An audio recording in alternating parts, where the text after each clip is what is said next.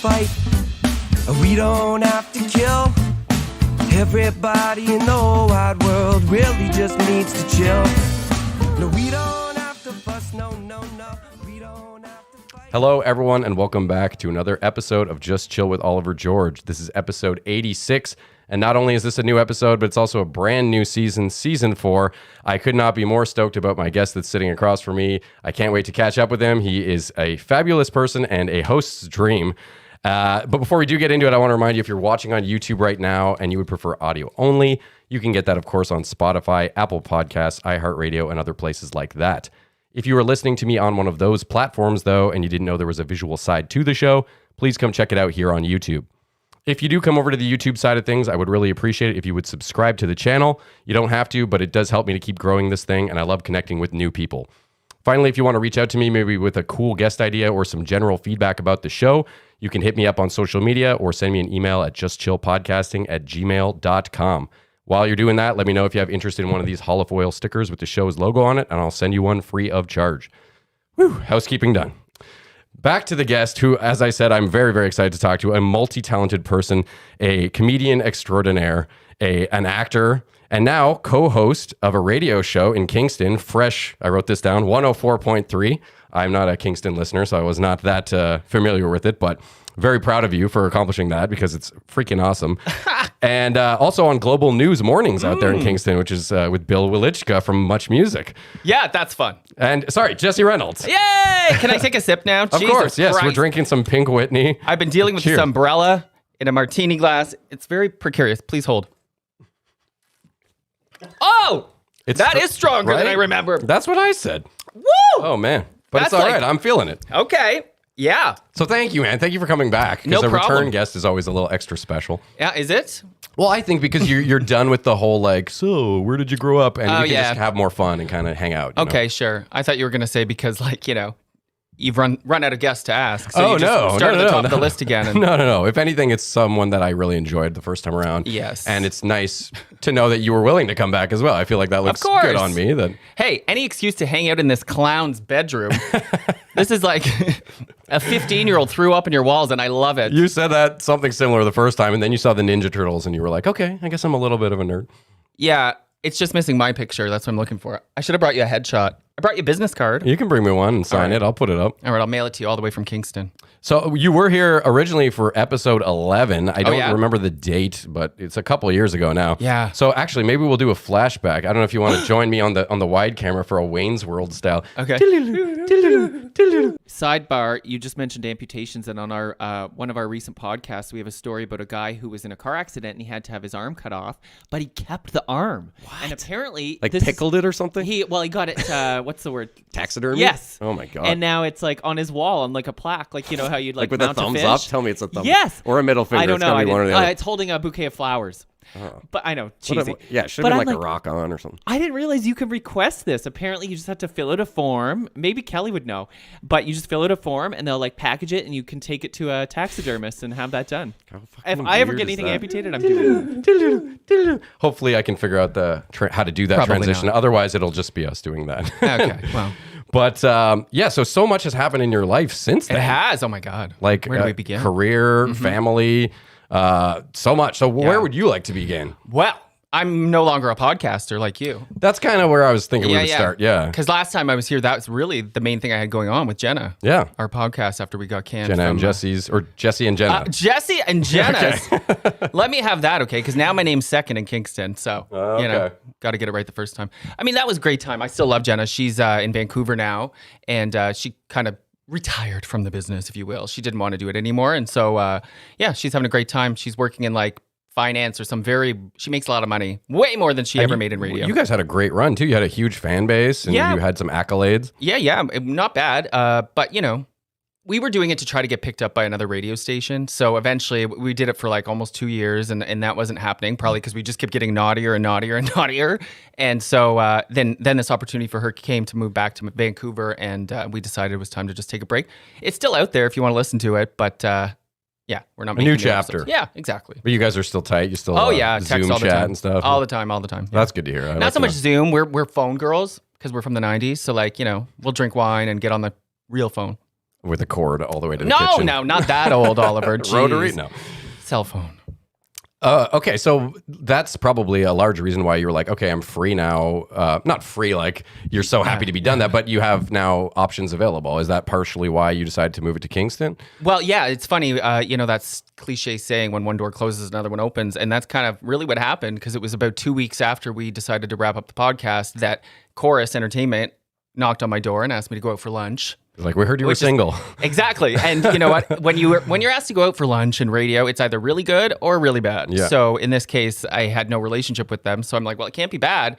I never expected to hear from Chorus again because of what happened when Jenna and I got fired in Ottawa. Because we did a lot of interviews and we even got a What cease and station was desist. that? Jump 106.9. Jump, okay, yeah. And they didn't like that we were talking to the press so much. And so we got a couple of angry emails. And so I was like, well, that bridge is burned. So I was thrilled when they came back. So and then they say, hey, we've got this job for you in Kingston. It's kind of a sweet dream job, really. It seems like totally up your alley, and you're very well suited for it. Thank you. Yeah, I've always been an early bird. That is true. But also, you have to remember, it doesn't matter where it was. Like, I was on the bench. I wasn't doing anything. I was doing stand-up before the pandemic full time. But when the pandemic hit, I was working in a warehouse for a while. Oh, really? Yeah, gross. So beggars can't be choosers, as they say, and it is a great opportunity, and I love it, and I'm having a great time. But it's not as if I had options. Well, and I hope this isn't too personal, but I know that your mother passed away as well, and I was wondering if that parlayed into the decision to move. Like, you're not sort of, I don't want to say burdened, of course, because it's your mom, but that is a huge responsibility when you have someone that's ill and you're sort of caring for them and you want to be there for them, and then they pass to the other side. Now you don't have that. Yeah. Again, I don't want to use a word like a shackle or something. No, but I know what you mean. I know exactly what you mean. Responsibility, maybe. But it's funny, again, with the timing. Both my condolences again. Sorry. Well, thank you. Yeah, it's been very difficult. But, we ended the podcast. My mom passed away in April 2021. And then it was like I kind of had this blank slate. So if she was still alive and they came to me with this Kingston opportunity, I probably wouldn't have gone. Oh, wow. Yeah. Okay.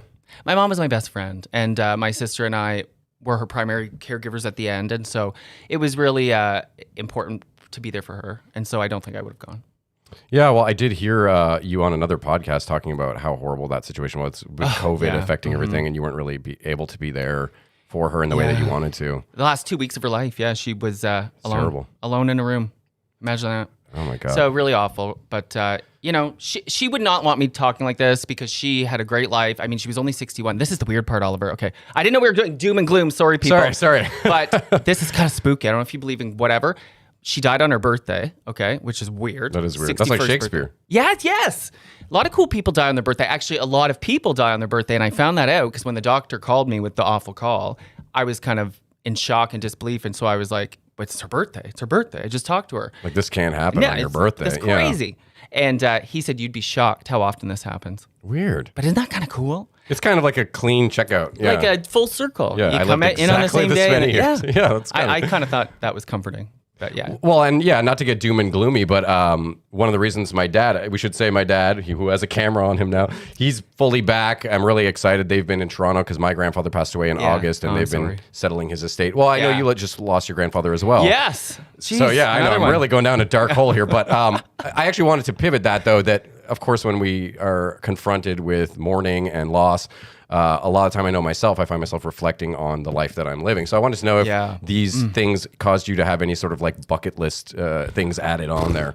I don't know about bucket list, but I've definitely been feeling my mortality or age lately. Like, look, your dad rolling his eyes. But no, because they make you realize, like, oh wow, now I'm one step closer. Now I'm walking the plank. There's You're nobody. The next one. Yeah. And so, or you think about like all of a sudden you're online or something on Grindr. Okay, I'll own it. And all of a sudden you see all these like 21, 22-year-olds, and they're like nobody over 30, and it's like and it just hurts a little bit because you never thought you would get that age. Yeah, man. How old are you now? if you're willing. No, I'm not willing. Okay. Go fuck yourself. Hey, I'm about to turn 37. I'll own that. I'm, no, you know what? How old do I look? Like 30? Is that bad? That was a bad guess. No, that's obviously not true. You're a typical straight guy trying to like get in my pants or I'm not trying to butter your charm biscuit me. here. No, I honestly think because you've done all these rejuvenation things, something we'll get to later, but you're very in the fashion beauty all right. world, and I think I've always thought you have, I'm it 34. together. 34, there No. you go. There Yeah, we I go. might have said like 31, 32 at the most. Okay. So So you're still bleep out- shaving a couple of years off. Bleep out 34 then, and we'll go with that. It will be redacted from the perfect. final podcast. You'll hear from my lawyer. Talking about things in Kingston, I wanted to talk about, first of all, it's your dog's birthday, Lopez's birthday today. Look How at old you is he? doing the deep dive on all my family. Yeah, Lopez. Oh, this is hard to say. He's 16. 16. Yeah. Whoa, that's way older than I was expecting. You can't tell with a little guy. No, like and they live forever too. But speaking of the plank, I know that how many does he have? He's really starting to show his age, which is sad. He's but a purebred cute. Chihuahua? Yeah, long-haired Chihuahua. But he can't do stairs anymore. Things like that. Luckily, he's easy to carry. Yeah, very easy, and that's his preference. But that's going to be another tough one. Wow, yeah, I was totally expecting you were going to say like 10 or something. No. I mean, a lot of dogs don't live to 16. I know, yeah. So I'm very lucky. You're right. He's healthy and happy, though? Yeah, for the most part, yeah. And he's a pseudo-celebrity in Kingston now? He's a huge celebrity. He's bigger than me. Oh my God. I got stopped at the dog park. Okay. So sometimes I go dressed like, you ever see Britney Spears go to the gas station? She dresses like a little bit. Like in sweats and yeah. stuff. So that's me in Kingston. So I'll wear like a backwards hat. Not because I don't want to be recognized, because I'm lazy. And so I was at the dog park and you clearly could not tell it was me. And some guy was like, I know that dog from the news. Never mind who I was. Pointing at the dog. You're like, I'm just pumping gas over here, but yeah, Yeah, please. But and Bill Welichka is obsessed with Lopez. Even though he bit Obsessed. him. Yeah. Oh, he still tries every day. Well, we should say that when you go on the morning show out there, you are like the Hollywood expert, gossip columnist sort of Yeah. role, and Lopez is your little Sidekick. amigo. The yeah. dirt. I fill in for Monica when she's on vacation or, Oh, okay, or okay. not there, but she usually hosts that segment. I wouldn't be surprised if they give you your own segment. Yes. honestly. Well, they may have asked for some ideas, which I've okay. sent, but I haven't heard back. So thank you for that. I got to follow up in an email. Well, you're killing it, man. Like we just mentioned before, you did an interview with Chelsea Handler, and I heard her give you that callback when you noticed a thank comedy you. callback. It's got to be pretty huge to have a big comedian like her point out your comedic prowess. you Yeah, know? that was awesome. She called it a callback. Or there was something else too. She liked me. Couldn't you tell? Everyone should go listen to that with me and Chelsea. Everybody likes you. Come on. Oh, come on. Well, I don't know. Opinions vary. But no, I would be friends with her. I know your dad's a big fan too. Yeah. Huge fan. My dad, I think he called her a firecracker. Firecracker. That seems like an appropriate term for her, though. I think that term maybe gets thrown around a little too much, but for her, it's pretty succinct. Yeah, that was fun. That was through chorus. Like that was set up through the radio station, though. I can't take credit for reaching out to Chelsea. Yeah, but you still rocked the interview, you know? Thank you. Yeah. All right. Own it, Jesse. Sure. The other thing I really have been wanting to talk to you about is the movie that you were part of, Obsessed to Death, Yes! which Tubi and Hulu I wanted to watch it last night and really have it fresh in the memory. But Why didn't you ask me? I can send you a link. oh shit! Yeah. Well, then send it to me. Still, I still want to see it. Yeah, it's a really good movie. I don't know about really good, but it's fun. It's super fun. Yeah, it's like a thriller, suspense, murdery type vibe. I think you die in it. The trailer made it look like you got drugged or in your Well, convulsing. I get drugged. Okay, maybe I will you not don't die. confirm or deny if I die, and I may or may not have more than one sort of thing happen to me. Like, okay, I don't want to give spoilers, but like, well, it's been out Spoiler for so alert. long. It's We been can out just for say so long. spoiler alert. Yeah, That's okay, it. spoiler Fast alert. forward a little bit if you don't want to hear this shit. Yeah, it's like I'm not watching that movie, but yeah, it is made for TV sort of thriller. Directed by Stephen Brogan, Yes. past guest of this show. Oh, really? I didn't watch He's that been- one. Yeah, he's been on. And he actually was on my Kenny Hots episode too because he sent in a video question for Kenny as Oh, well. cool. Was that before Obsessed to Death? Yeah, this was so all we didn't before talk that. about Yeah. it. Oh. Well, it was really fun. And it's like one of those, it's so ridiculous that it's funny, but it's supposed to be a thriller. It's like a little bit B movie or B horror sort It of. is, Yeah. big time. But everybody I've seen it or I've sent it to, and I'm like, this is a TV movie. Like, don't get your expectations fun up. with it. But they're like, oh my God, I didn't expect it to be such good quality. Because it is very good.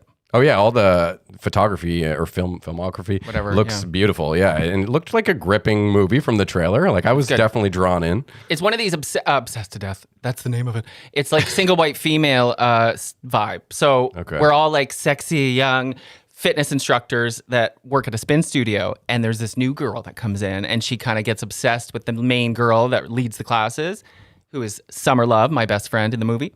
And so I'm like the gay best friend who's like, something up with her, and she's like, no, she's fine.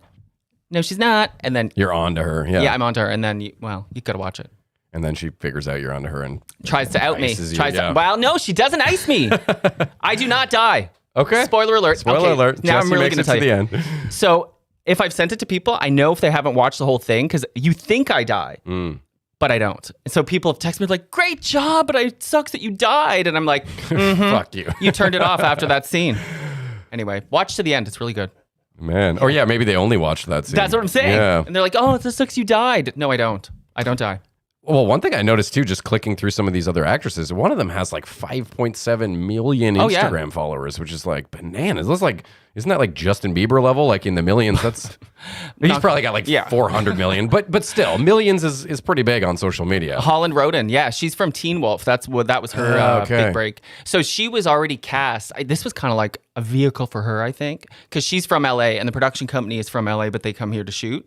So she was already attached to Obsessed to Death before they started casting. And so cool. I was like, it was her vehicle. Yeah. Okay. So, but she's a big star. Yeah. She's really nice. We went out for oysters and got drunk one night together, just the two of us. Nobody else wanted to come. And well, lots of gossip. She's, I guess, from a younger generation because I didn't even know. Yeah. You said Teen Wolf. I'm like, No. Michael J. Fox from the 80s? We're exactly the same age, actually. Oh, she might get mad if I say that. She's not going to listen to this. So you mean 30? Yeah, that's right. 30 years old. We actually have the same birthday. Okay, Yeah. weird. Yeah. So that's fun. Do you know who Colton Haynes is? Colton Haynes? The name actually sounds quite familiar. He's one of those Teen Wolfy type actors too. Or Archie, one of those. Yes, but Riverdale, that's what it is, yeah. What was he in? He was in Scream Queens. He was in... that I've heard of. I don't know. But anyway, he's hot, but he's gay. And so I was like... I'm obsessed with him. He's very gay famous. Obsessed to death? No, not to death. And not even really obsessed. I don't know why I said that. I just have a crush on him. But I was like, oh, do you think he'd be into me? Send him a picture. And she's like, no. He likes guys with really ugly faces. So And I'm like, thank you. But then later on, I'm like, that's just a thing to get somebody to not question you. Because if you're saying that I'm not ugly and that's why he won't like me, I'm not going, okay, I'll take it. I can get a frying pan. Well, no, I'm not doing that. No. Okay, well, actually, since you're talking about guys you have crushes on, Yeah. I'm going to switch to something I was going to bring up later and just do a few relationship questions. Oh, God. So what does Jesse Reynolds look for in a partner? A big dick. Is that what you wanted? Is that the No. soundbite you were looking I for? meant like, honestly, like emotionally speaking, but if you want to You know go with what? big dick, that works too. Here's the thing. I've been single since 2018, and I've tried my hardest to get into the dating apps. And, you know, every once in a while people have needs. But, like, they don't work for me because even if I think someone's hot, chemistry is everything. And time again, I've realized you have to meet someone and see if there's a vibe and a conversation. And a lot of gays don't operate that way. But I need that sort of, I have to like you. Well, Grindr's like a hookup app, isn't it? Totally, It's yeah. kind of like Tinder. Yeah. It's just Oh, yeah. Is Tinder a swipe. hookup app? I always thought it was like swipe and bang kind of a thing, you know? I thought like Plenty of Fish or one of those is more like, I'm recently divorced, and you have like a little more about yourself, you know? E-harmony, love, Yeah, exactly. Tinder, I just match with people all the time and then nobody says anything.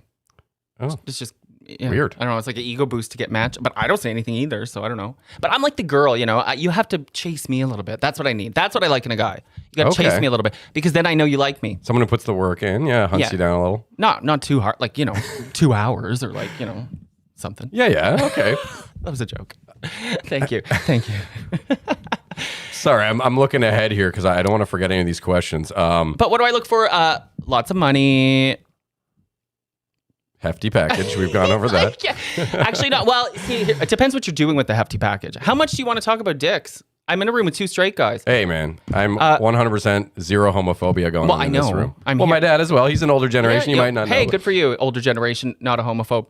Well, he taught Please. me as a kid. I My know. parents, love is love. And Good. I'm being facetious.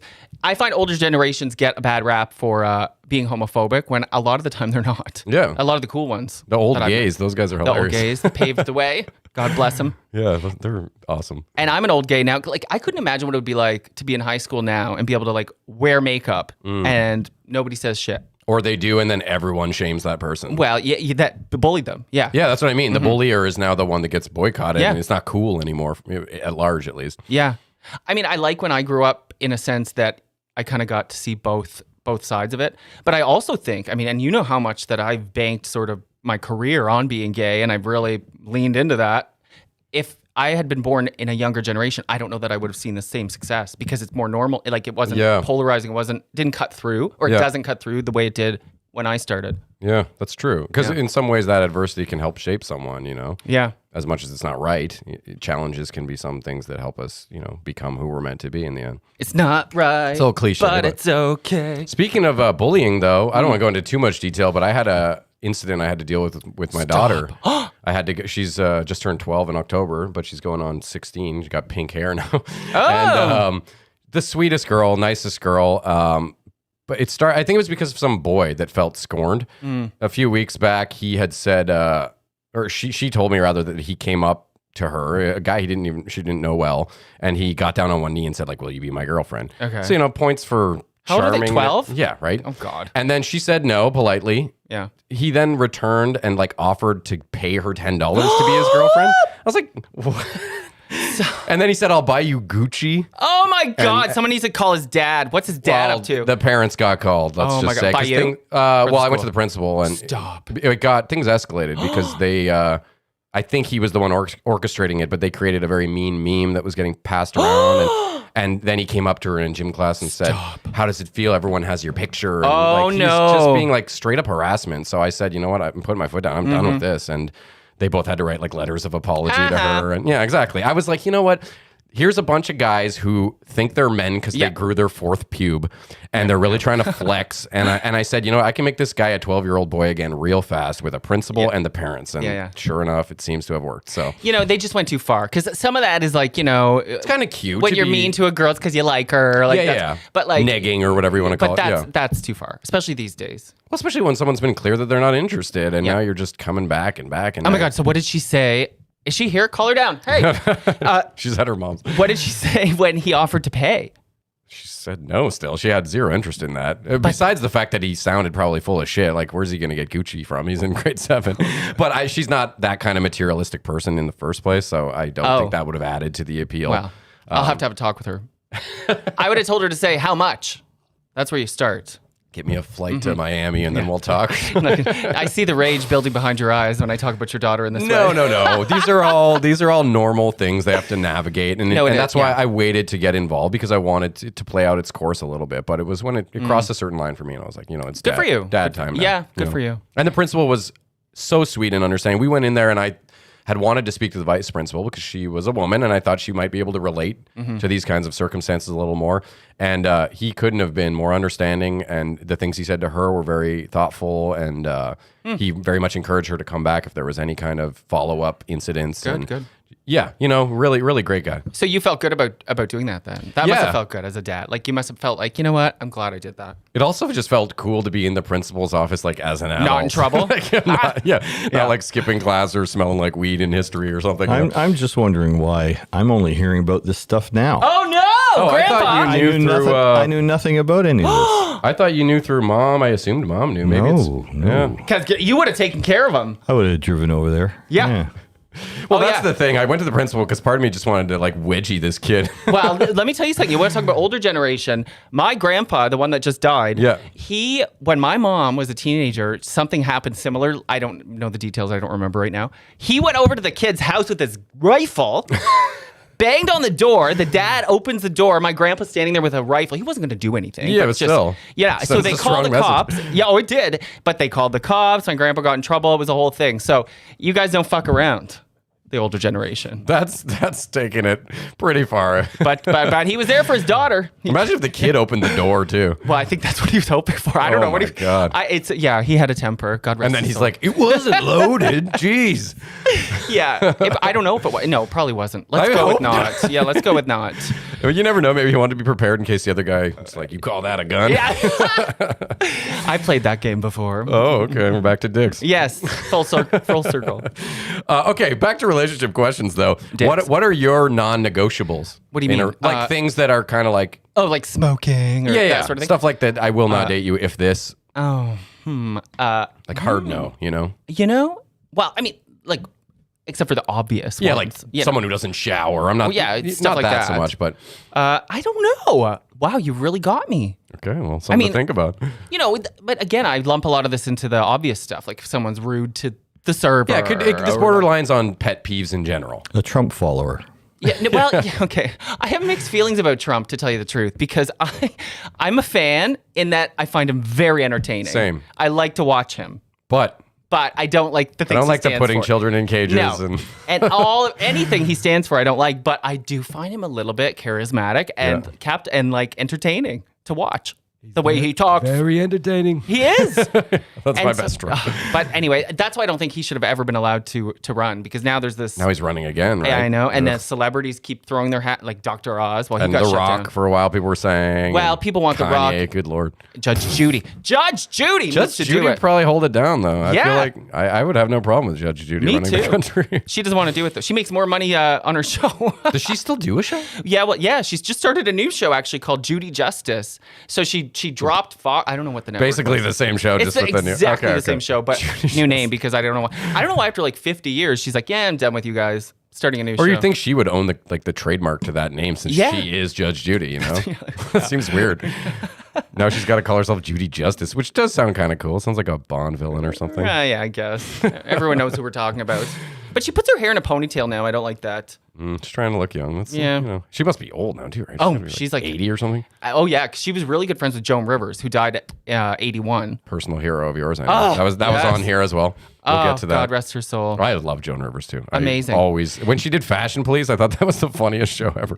We probably talked about Joan Rivers last time. I would assume so. But do you think she'd be able to manage now? Because like I'm having a flashback. I did ask you that last time. I think, things have changed since the last time, though. I think still, I don't think there's anything that could have stopped Joan Rivers Yeah, I other don't than know. death itself. Yeah. Honestly, Well, because she's old, and when you get old, you get this rite of passage. Like you can say whatever you want, and you're like, yeah, but and she's she old. already kind of had that Yeah. even before she was old, Yeah. just from being a comedian and Yeah. an edgy one at that, especially for a female comedian at the time that she sort of started to prevail. Yeah. Oh man. Yeah, what a legend. Oh, what a legend. You know, it's funny. It's like, you know, not to be like, you know, sometimes people like associate themselves with celebrities too much, and you're like, okay, check yourself. But the day she died was the first day I ever did stand-up comedy. No way. Yeah. That's such a cool friggin' anniversary. It was. Well, it's kind of bittersweet, I Well, suppose, but Yeah, but like now, I if mean, you're how else are you saying gonna that her look at it? spirit went into you. That's right. Her and Marilyn Monroe. My stand-up anniversary is April Fool's, which I thought was like the best. Oh, that's perfect too. right? Yeah, it was very cool. You know? And my opening joke from that, I guess my first joke ever was that it's weird when you get the call to do the open mic night on April Fool's because you're like, Is this a joke? is this guy just fucking? Yeah. Is the booking guy fucking with me? Yeah. You don't have to fake laugh for that. It's not that good. It That was my wasn't a fake yeah. laugh. This is a fake laugh. That sounded much faker. I'll give you that. Joan Rivers. Fuck. Oh yeah, she's someone I feel like I can do an impersonation of. pretty Okay, good. go ahead. Oh my God, you don't even know. It's not bad, right? No, keep going. Jesse, I'm speaking to you from beyond the Hey, grave. okay, now You're I hear it. carrying my spirit. Okay. Could yeah. just be insert Jewish old lady, I suppose. But Well, yeah, you were heavy on the accent, but I heard it there. When I made you keep going, I heard it. that rings out to me when I picture her in my head. She does have like She does, quite she a strong does. accent. I'm overdoing that. I'm exaggerating. Yeah, you were a little cartoony. That's what these impressions are, though. I suppose a little Yeah, caricature. That's true. Okay. Don't have to get defensive. Yeah, I am. I'm sensitive about my impersonations because they're all kind of. Who else you got?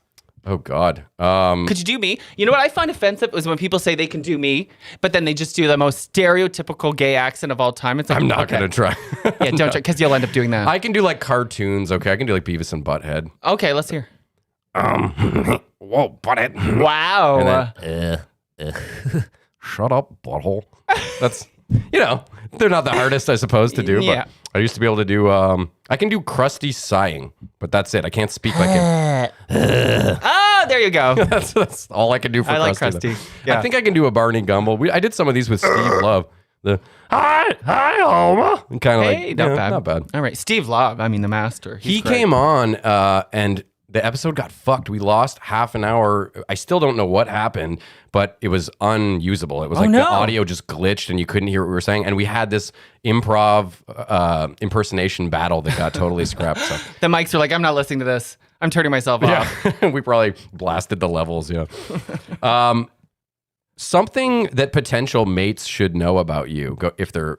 You and the dating. What are you, Well, sorry, I had a he few hitting on me? relationship questions. just come out of the closet if that's You're what you're posting going, where you're thirst going. traps all the time. I'm not going to switch teams, but come on. Yeah, okay, I appreciate that. What was the question? Something that potential mates or partners should know about you going into a relationship? God, you should have sent me a prep sheet. No, it's more fun this way. Well, I don't know. You know what? I'll tell you something. I do like that on dating apps and stuff when people know what I do for a living before they meet me. Not because then they think I'm famous, because I'm not, but because then they kind of have an idea of what You they're strike getting. me as a workaholic. I'm a workaholic, but here's the problem I have in gay world. Because some people may say I have like an angular or handsome face, people think I'm way more like manly than I am.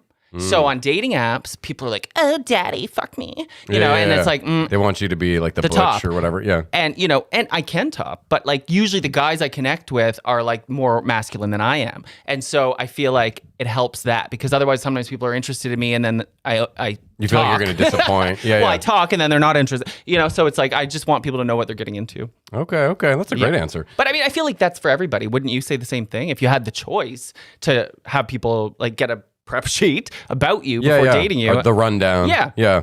So I mean, that's. But I can see that again. Now I'm going to have to pivot back to my other notes because fitness is something I did want to talk to you about because I would say you're always someone who's been in good shape. Well, but in the last couple of years, you've really fucking brought it. All your gym pictures, you're like really bulking up. And I wanted to know, was there something that helped you find that discipline that's clearly necessary for, that kind of a physique? Yeah, bad breakup. Okay. Yeah. That's a great. Totally. Yeah, I got fit, he got fat, so I won. Oh, shit. Yeah. No, that's exactly what happened. So it was just a way to like kind of control my life at a time that I felt it was spiraling. And, I've always been a drinker, but that wasn't enough. I wanted something to balance the other side. So, when I was having, my mom was really sick and I went through this really awful breakup that I can't even get into the details. That's how bad it was. Wow. But, Kyle on the first episode of the show said he wanted to burn his ex's house down, or he said he hopes he dies in a house fire. So can't be worse than that. No, but now we're friends. We're actually good platonic friends. And he's babysitting Lopez right now. That's why I don't have him with me. Oh, right on. So we got to a good place. It's been a while. We broke up in 2018. And so it was after that I moved out. I thought we were going to be together forever. So it was very much a heartbreak and a upheaval in my life. And so... Are you someone that can generally stay copacetic with exes, or are you kind of like, we're done, I'd rather you're not in my life? I was with that guy for 14 years. So he's really my only ex. Oh, wow. Yeah. That is a long time. When did you start dating? 17. Oh, my God. Like high school sweetheart kind of thing. Yeah. Wow. And there were no like breaks in between? Well, I mean, come on. Okay, all right. Are we gay? Are we gay? There was a little slip up here, slip up there, on both sides. Yeah. But for the most part, more on his side. Which is warranted in your 20s. I mean, come on. That's when you're supposed to be sort of finding out what you like. But now I joke that I did gay life backwards because like now I'm like in my 30s and I'm like, ooh, single, ready to party. And I spent my whole 20s like a married housewife, we had 3 dogs in the car in the house. Yeah. And monogamy. Should we talk about monogamy? Because, wow. We can talk about whatever you want to talk about. But yeah, I've been kind of a serial monogamist through most of my life. Yeah. Like I've had many relationships, but I've always been that dedicated. I liked being someone's boyfriend, Yeah, I enjoyed that companionship. This is an interesting topic because right now I'm seeing a guy who is married to a man, but they're open. And Okay. So it's not scandalous. No. Okay. But they date other people separately. Like a lot of the time couples do it together or it's like a threesome or whatever. Yeah. But this is, they date separately, which is fascinating to me because I'm like, wow, does nobody get jealous? But also, and there's also, you got to worry about like STIs and stuff. Like it can be, that's a whole other thing. Oh, yes. That's At least I don't have to worry about getting pregnant. Mm-hmm. Yeah. I mean, I've tried. I wanted to write sorry to cut you off, but I wanted to write a script. I was originally thinking to call it The Unicorn because, that's the threesome. Oh, yeah, right. But I think there's a show called that now. But it was supposed to be about a threesome between, a heterosexual couple and they hook up with another girl and then that girl gets pregnant and sort of the fallout of that. Oh, wow. That would be juicy. Right? Maybe a soap. Or it could be a rom-com if you did it right, or it could be just like a drama or whatever. But it seems like a premise I hadn't really seen. It probably exists out there somewhere, but...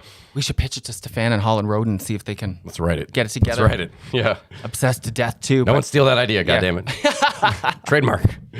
Yeah. But anyway, so this monogamy conversation has really been blown up in my face lately since I've been seeing this person because a lot of like girlfriends in my life will be like, you're just wasting your time. Like this is going to end in a blaze of glory and maybe it will. But, they just don't see the point if it's not a monogamous happily ever after ending. Disney ending sort of. Exactly. And that's how we were raised, right? To think that's how it should be. But you can still have meaningful relationships with people that come and go in your life or that whatever. Think about you've had friendships that you don't probably keep in touch with anymore, but it doesn't mean you hate them. Like and from you still elementary hold those school. memories in high regard. Yeah. Exactly. Yeah. So that's sort of been a learning thing for me this year. And but I also, to your point about being monogamous, have realized that I am not someone who needs a whole bunch of partners because I am okay with one for a long time, obviously. Yeah. But in my world, in the gay world, it's very common to be just, wildly open. Yeah, just kind of loose and... Yeah. Maybe that's wrong. Yeah, that is at least for me, it is. The last relationship question I have for you is if you've ever been on a blind date and how did that go? I've never been on a blind date. Well, then I would we'll love flip back to the other I would love to go on a blind. I would go So on a that blind doesn't date. intimidate you, the idea Oh of that? no, that would be fun. Because I get along with people. Like I'll find something interesting about everybody. You'll find a way to make the night not suck either way. Yeah, I mean, the thing is like maybe he'll want to fuck and I don't, and then that's an the only awkward problem. conversation. Yeah. If they're really into you and you right off the bat are like, I am not attracted to you. Yeah, but we also can be can go nice. watch a movie or whatever. Yeah, That's right. Okay. Yeah. Where am I at now? We did fitness journey. I appreciate that your note is pink. Yeah, The drinks are pink. My shoes are pink. The notes are pink. that's more coincidental, but I'll take it. Again, you didn't have to say that. Yeah, I'm an Could've just honest owned it. motherfucker. I don't Yeah, know. what to say. cheers. Yeah, cheers. Hang on, we're taking a Let sip. me know if you want to top up. You know what? I hate martini glasses because you spill them like that. Yeah, but you know what? That's so fucking awesome because I keep all my notes. There's a big pile over Oh, there. perfect. So this is kind of like now it's a memory. I can spit on it too if you want, or more. DNA sample. Okay, I want to talk to you about Britney Spears. Oh, look at my shirt. Oh shit! Yeah. Oh, Oh, Jesus baby, Christ! How did I baby. not even notice that until now? Wow. I seriously didn't even notice. Oops, I did it again. Okay, what do you want to know? I want to. Well, I'd like you to bring my audience up to speed because I think a lot of people sort of loosely follow Britney and her world, but you could probably be her biographer. Yeah. You're a fanatic. I don't know if that's a strong term. Well, So bring us up to speed, everyone who might have heard about the conservatorship. oh God. And the fallout of How that. long is this episode? I don't think we have long We enough. can go all day. The wedding, Yeah. and it's crashing. And do you think it's going to last? And finally, what's up with all the ample nudity, and I why know. is it so grainy? You have so much money. Get a professional camera know. crew to do Okay. it. If you're going to do your Maxim shoot on the beach, don't do it on a VHS camcorder. I need a brown paper bag. I need a brown paper bag. I have some thoughts clearly about this, but This is sparking my anxiety. One thing at a time. Okay. okay, we'll go So- back. Conservatorship. No, but first I want to say, poor Britney. She's going through something right now because if you follow her on Instagram, some of these posts, they're just unhinged. I mean, I don't hate them. No, well, not the nudity one. Oh my God. Okay. So I was at work the other day at the radio station, and one of the, I won't say who it was, one of the guys at work, I was in his office. I was like, hi. And he's like, did you see Britney Spears' Instagram post? I'm like, obviously, like, this is why you're bringing it up. Yes. What about it? And he's like, well, she just keeps putting a red heart over her vagina. And every post, it just gets smaller and smaller. And I love it. And I'm like, wow. Okay. When people are that's asking it. you, did you see the Britney Spears thing? And you're like, yeah, I imagine you wearing this shirt and them being totally in the right. Well, yeah, but here's the thing. It's like, I'm like, Britney, girl, come on. Like, because she's not doing herself any favors right now. And so I'm like, is there any room on Team Christina? You know, Yeah. I'm expecting her to shave her head and get an umbrella real soon. Yeah, I know. It's sad. Throwback to 2004. Well, and she keeps these rants about like, and I know what she went through with the conservatorship was horrible, but she's going on these rants lately that are like, you know, comparing herself to regular people that work at an office or at Walmart. And it's like, you're not a regular person. Yeah. And so she needs to recognize that. And it's like, doesn't You're mean in a different stratosphere. exactly. It doesn't mean it doesn't suck, whatever happened to you, but it's like, you don't work at Walmart. You know what I mean? Yeah. Just be like the Walmart worker comparing herself to Britney Spears. It's not the same. So I don't like some of these unhinged posts lately, but the conservatorship was terrible. I'm glad she got out of it. What was that though? Like, how does Well- your dad have control over you when you're a full grown woman? That's the part I never really understood. Well, exactly. Did she show like mental illness problems or something that he could sort of lord over her? Is that how he got that? Yeah. So Okay. she was diagnosed bibipolar. Oh, this I didn't know. Yeah, after the umbrella thing. And so they, it was like a combination of that. Plus, there was a day that she locked herself in the house and wouldn't give the kids to Kevin Federline. And so they called an ambulance and put her on a psych hold and all this stuff. I And mean, Yeah, Kevin I know. Federline's not exactly, at least back in the day, he didn't look like Dad of the Year. I know. Maybe he's come a long way since then. I don't know. Seems like maybe he has, but yeah. So that was like, I don't know how they actually do it, because like you think about again our Walmart worker example. If she locked herself in the house with her kids, nobody's calling to put her on a psych hold. So They're like, Sheila's late for the night shift. That's about it. that's it. I Yeah. think it's just that higher level of standard stratosphere, whatever you want to call it, and there's more of a microscope on her, and so they're like, okay, this can't happen. But this is my conjecture. I don't know. There must be some official reason. So how did she get free then? How does she finally break the because of the shackles that? fans. Do you remember the hashtag Free Britney? Yeah, I do. Okay. So, and I was rallying for that. And from the beginning, Jenna was my co-host at the time, and she was like, that's not true. Like, that it's just conspiracy theory. So when it came out that it was all true, Jenna really ate crow. But I even was surprised that it was all true. Does Britney's dad now face some sort of legal repercussion from She that? wants him to. I would think he should, like, based on... Yeah, but here's the thing. The conservatorship was legal. So a judge appointed it. So the legal system is what created it. So how are they going to, you know what I'm saying? So It's murky waters, yeah. yeah, but her problem is any of her family members, her brother, sister, her mom, they could have spoken up. Nobody spoke up. You know, she wasn't even allowed to. Yeah, what the fuck happened to the sister? She was like her own little Yeah. blossoming pop star for a while, and then Wow. she just disappeared. She got pregnant at like 17 and had 3 or 4 kids. See, this is the dirt I wanted. Yeah. I don't know these deets. Well, you can take the girl out of Louisiana, but let me tell you. But yeah. How many times have you seen Crossroads? I just want to know. You don't want to see my VHS. Okay, It's worn out. You stole it from Blockbuster. I'm not returning Totally, this. yeah. What's Blockbuster? I'm too young. Shut up. I'm not going to let you get away with that one. Poor Brittany. I hope she gets the help she needs. Yeah, same here. And I do man. think the mayor, I don't know about that guy. He's hot as hell. Who is the new guy, other Oh, than he's being hot hot. as hell? What's his deal? Well, he's like a personal trainer, Sam Ascari, but yeah, I don't know. He kind of came out of the blue. They do seem to be very much in love, but I'm like, he's much younger. He's like 29. You know, she's 42. So it'll last for a while. And I just you gotta question people's motives when they're pursuing somebody of that level. You know what I mean? They have I that mean, stature and who that wouldn't date amount of Britney fame. Spears? Well, she still looks great for her age. You know, she looks For her age, there he goes. Okay, I'm ageist now. what is this for her age? True, true. She looks great. Thank you. Hard stop. Yes, for her age. Well, to be honest, when you said her age, that was older than I thought she was. You know why I'm sensitive about that? What? The gym I go to in Kingston. So Kingston is a university town. So Queen's University. At my gym, it's all 21, 22-year-olds, tits like rocks, washboard abs, looking great. And, you know, I'm in good shape too. But, like, I'm in my 30s, so your body changes a little. I'm more of like a dad shape. And it's like, you know, sometimes I'm in the mirror thinking I look great. Then in walks one of these. Oh, we're working twice as hard to look half as good. That's it. Yeah. So I don't like that for their age.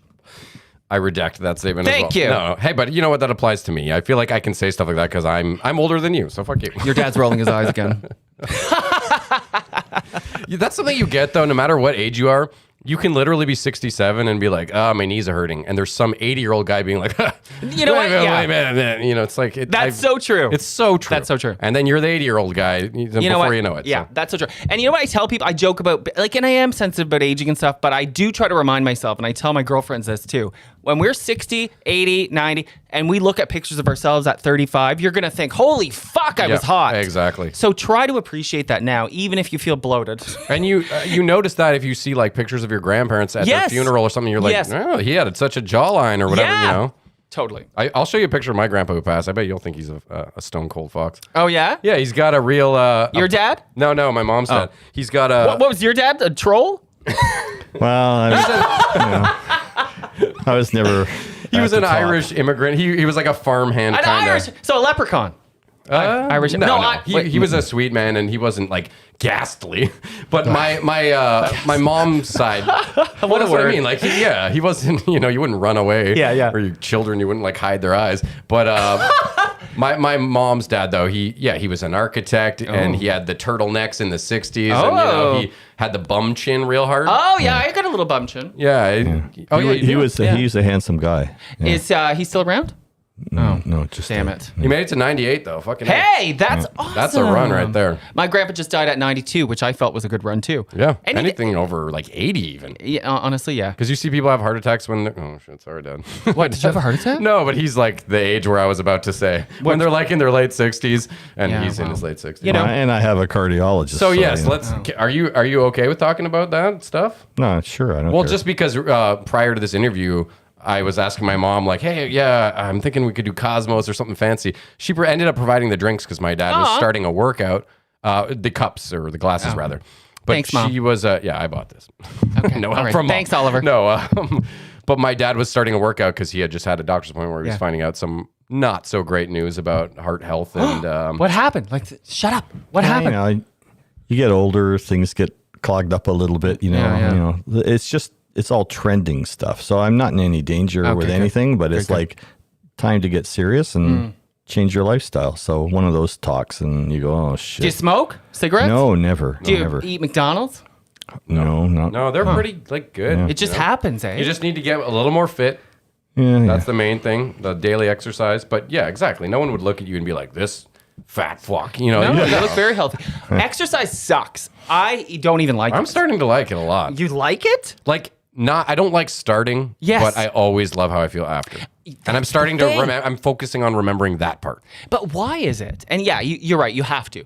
But why is it you feel so good after a workout, but it's so hard to start again the next day? It's like, it's this, you'd think you'd build some kind of like, I've actually found that doing the daily Endurance. thing is beneficial to like keep grinding, because if you start taking days Yes. off and letting your muscles rest, I know Totally. that's something you're supposed to do, but if I just make it routine, Yeah. I can let my OCD take over and maybe that's what it is, the OCD.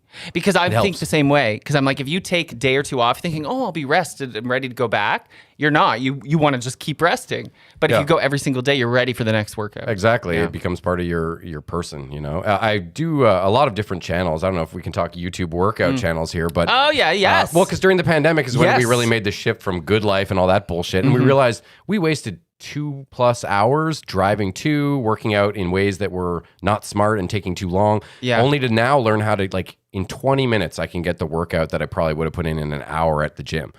Without any machines, just doing like prison workouts, like calisthenics and shit, you know? But I do find there's a cap. Like, you know, I've been leaning into home workouts lately too because I've just been lazy and busy and stuff. It's just it's the travel to the gym and the whole routine of like and the changing public and nature of it, even like Yeah. sometimes it is fun. Sometimes you're like, oh, look at this hot chick or whatever, or like there are eye candy moments or whatever you want to call it, and sometimes there's even motivating moments where you see someone else crushing it and you're like, yeah, and you take a little piece of that person's Yes. inspiration. But so that's what you miss at home. But Because I'm I okay with find- that. Yeah, because the people that I'm watching, I feel like I'm getting that through the screen. Okay. Maybe I just picked good workout guys, or maybe. I like the vibe. But Send me your list. well, yeah, we started off with a guy named Bully Juice, who's like an ex-Marine. What's his name? Bully Juice. Bully Juice. Yeah, I guess Okay. I guess what you fight the bullies with, you know. Ah. I know it sounds more just sexual or weird, or I Yeah, I didn't know liked it it's- better when it was sexual. Now it's just cheesy. Bully Juice. I think now he calls his app Jim O'Clock. I think I know. Also, really, you know, still workouts are on point. You know, in 20 minutes Okay. you do a full body, Yeah. no equipment. You know, That's good. Yeah, maybe some burpees and some, you know, the usual shit. I'm going to tell you one. Terry Simpson is the trainer's name. That's not the name of the video. If you want to search on YouTube, it's called Men's Health Abs Diet 2. Okay. Number 2. Men's Health Abs Diet 2 workout. Look that up on YouTube, and it is such a good workout. There's the cardio one, and there's a full body muscle, big muscle group one. But it's just easy stuff like squats and and stuff like that. Because I find sometimes these videos get a little dancey. I hate when it's like, we're going to do Yeah. 3 moves at the same Exactly. time. I'm like, I got the time. Can No. we just do them individually? Totally. Yeah. Totally. That's a guy thing. You know, as girly as I am, I'm still a man, and guys cannot multitask, and we're not good with, see, clearly I can't think, with like multi movements like that. We need one at a time. I mean, that's painting a broad brush, but I think for fitness, that certainly applies to me. That- But well, in me it other does. parts of my life, I take pride in my strong multitasking. Oh, yeah? You're a good multitasker? Okay, But not with fitness. I don't love doing like... Well, I guess when you have kids, you have to be, eh? yeah, and just juggling this show and my job at the hospital and, you know, relationships. and- Hospital must be hell right now. I don't even want to like Okay. talk like I work there that often because, you know, I'm a casual. I work maybe 2 shifts a week, usually But overnight. still, you're there and like, you know. I mean, things have been pretty normal for a long time. okay, good. If you're talking about what, all the kids being sick? Well, COVID, kids being sick. That's mainly Chio that's getting the brunt of that. So, Okay. And now they're shipping some to Kingston. well, Kelly works at the Queensway just down the street, Yeah. and in the ICU, it's mainly old people, right? Generally, people who are on their last leg. And now, I don't think it happened, but they were saying that they might ship teens from Chio over because they're kind of like overflowing there, and they just need that extra. It's scary. It's crazy. I still Dude, got sorry to cut you off. No kids Tylenol for like I know. I've spent days where I'm just driving around from pharmacy to pharmacy to pharmacy, only to eventually go like, let's use the adult ones, find the dosage. Okay, wait, because your kid was sick or had a fever. My kid has been on and off sick since school started because he's in kindergarten and he was like a pandemic kid. Yeah. We actually didn't even put him in JK last year because we figured it's not worth the risk. Yeah. What are you going to learn in kindergarten? He's a really bright boy already. How old is he? He's 5.5 about now. Okay. But So I was when teaching him, like, we were learning ASL together and like just life experiences. Cool. Like I do work. He works out with us like every day. He's like, I want to push myself. Cute. He's like planking. I'm like, you're like, the army would love you. And not that I will let you go. I'm like, coaches and like generals are going to be coming for this kid. Well, and like experimental super soldier programs, maybe. They're like, we need a Steve Rogers. This kid, he's got the blonde hair even. Right now, but like as soon as he's a teen, he's probably going to totally 180 and be like goth and like, you know. The teen pivot, let's just The call teen it. pivot, The puberty that's what pivot. it totally Let's go is. for the alliteration there. Yeah. Puberty pivot. I'm going to say it one more time. No, but I've noticed that as well, being a father of kids that are getting to that age. It's something that also makes me, especially doing this podcast with my dad, is even more full circle because the amount of moments that I have. That was my umbrella. Yeah, I thought you spilled the actual drink on your Brittany. I was going to be. Oh, no. Listen, it's not my first rodeo. Carry on. What? Your dad, what? Yeah, it was just kind of full circle. You know, I have a lot of these moments now where my oldest son, he's going to be 14 at the end of the year. And he's getting to that kind of, again, I don't want to say he's a bad kid because he's a good kid. I was smoking cigarettes and getting it's a drunk puberty before pivot. homeroom and, Yeah. you know. Yeah, me too. I was probably doing shrooms in grade 9. Yeah, I definitely was. Grade 9. I didn't smoke weed until I was 16. That was the first time I ever tried weed. I probably shouldn't have said that. He helps with these videos sometimes. Oh, no. Well, not this one. Oh, no. No, you know what? I'm safe because anything that's the meat in the middle, he's not going to fucking mess to. You think you're cool? My daughter had I don't think I'm cool. No, I meant that. To him. I was speaking about me. No. I mean, like. You think you're cool? Yeah, sorry. Oh, now you're doing it like Americans. Yeah. Because you know, It's like, Americans. you think you're cool. Yeah, Americans say you. Have you noticed this? I learned this in theater school, actually. Remember your story because I want you to tell. Wait, what was it? Oh, no, you think you're cool. Oh, yeah, I know. Just Americans, tell me sleepover. That's the sleepover. keyword. Americans say you. Like, you taste this? It's like lemonade. But Canadians, we're supposed to say I. Yeah.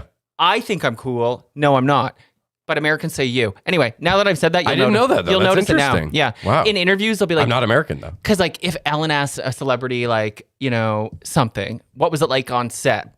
Was it hard waking up early in the morning? They'd be like, well, your alarm goes off and you think I just like want to third sleep. person. It's third person. Can I bring it back to Brittany? She says, I literally asked Kelly this. Isn't this weird? She says, it's Brittany, bitch.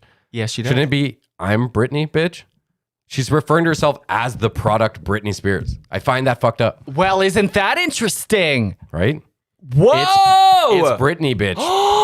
It's like, that's you, motherfucker. But she is a product, isn't she? I know. That's the double-sided thing here, yeah. But at the same time, I'm thinking comedy now. If I was an MC, which I am tonight, come see me at Yuck Yuck. Oh, wait. This is going to be way after. Yeah. Oh, so plugs at the end. Yeah, remember, this is going to come out probably early December. But it was like, who's your MC? It's Britney, bitch. Like, I could see if she was going that way. But anyway, sleepover.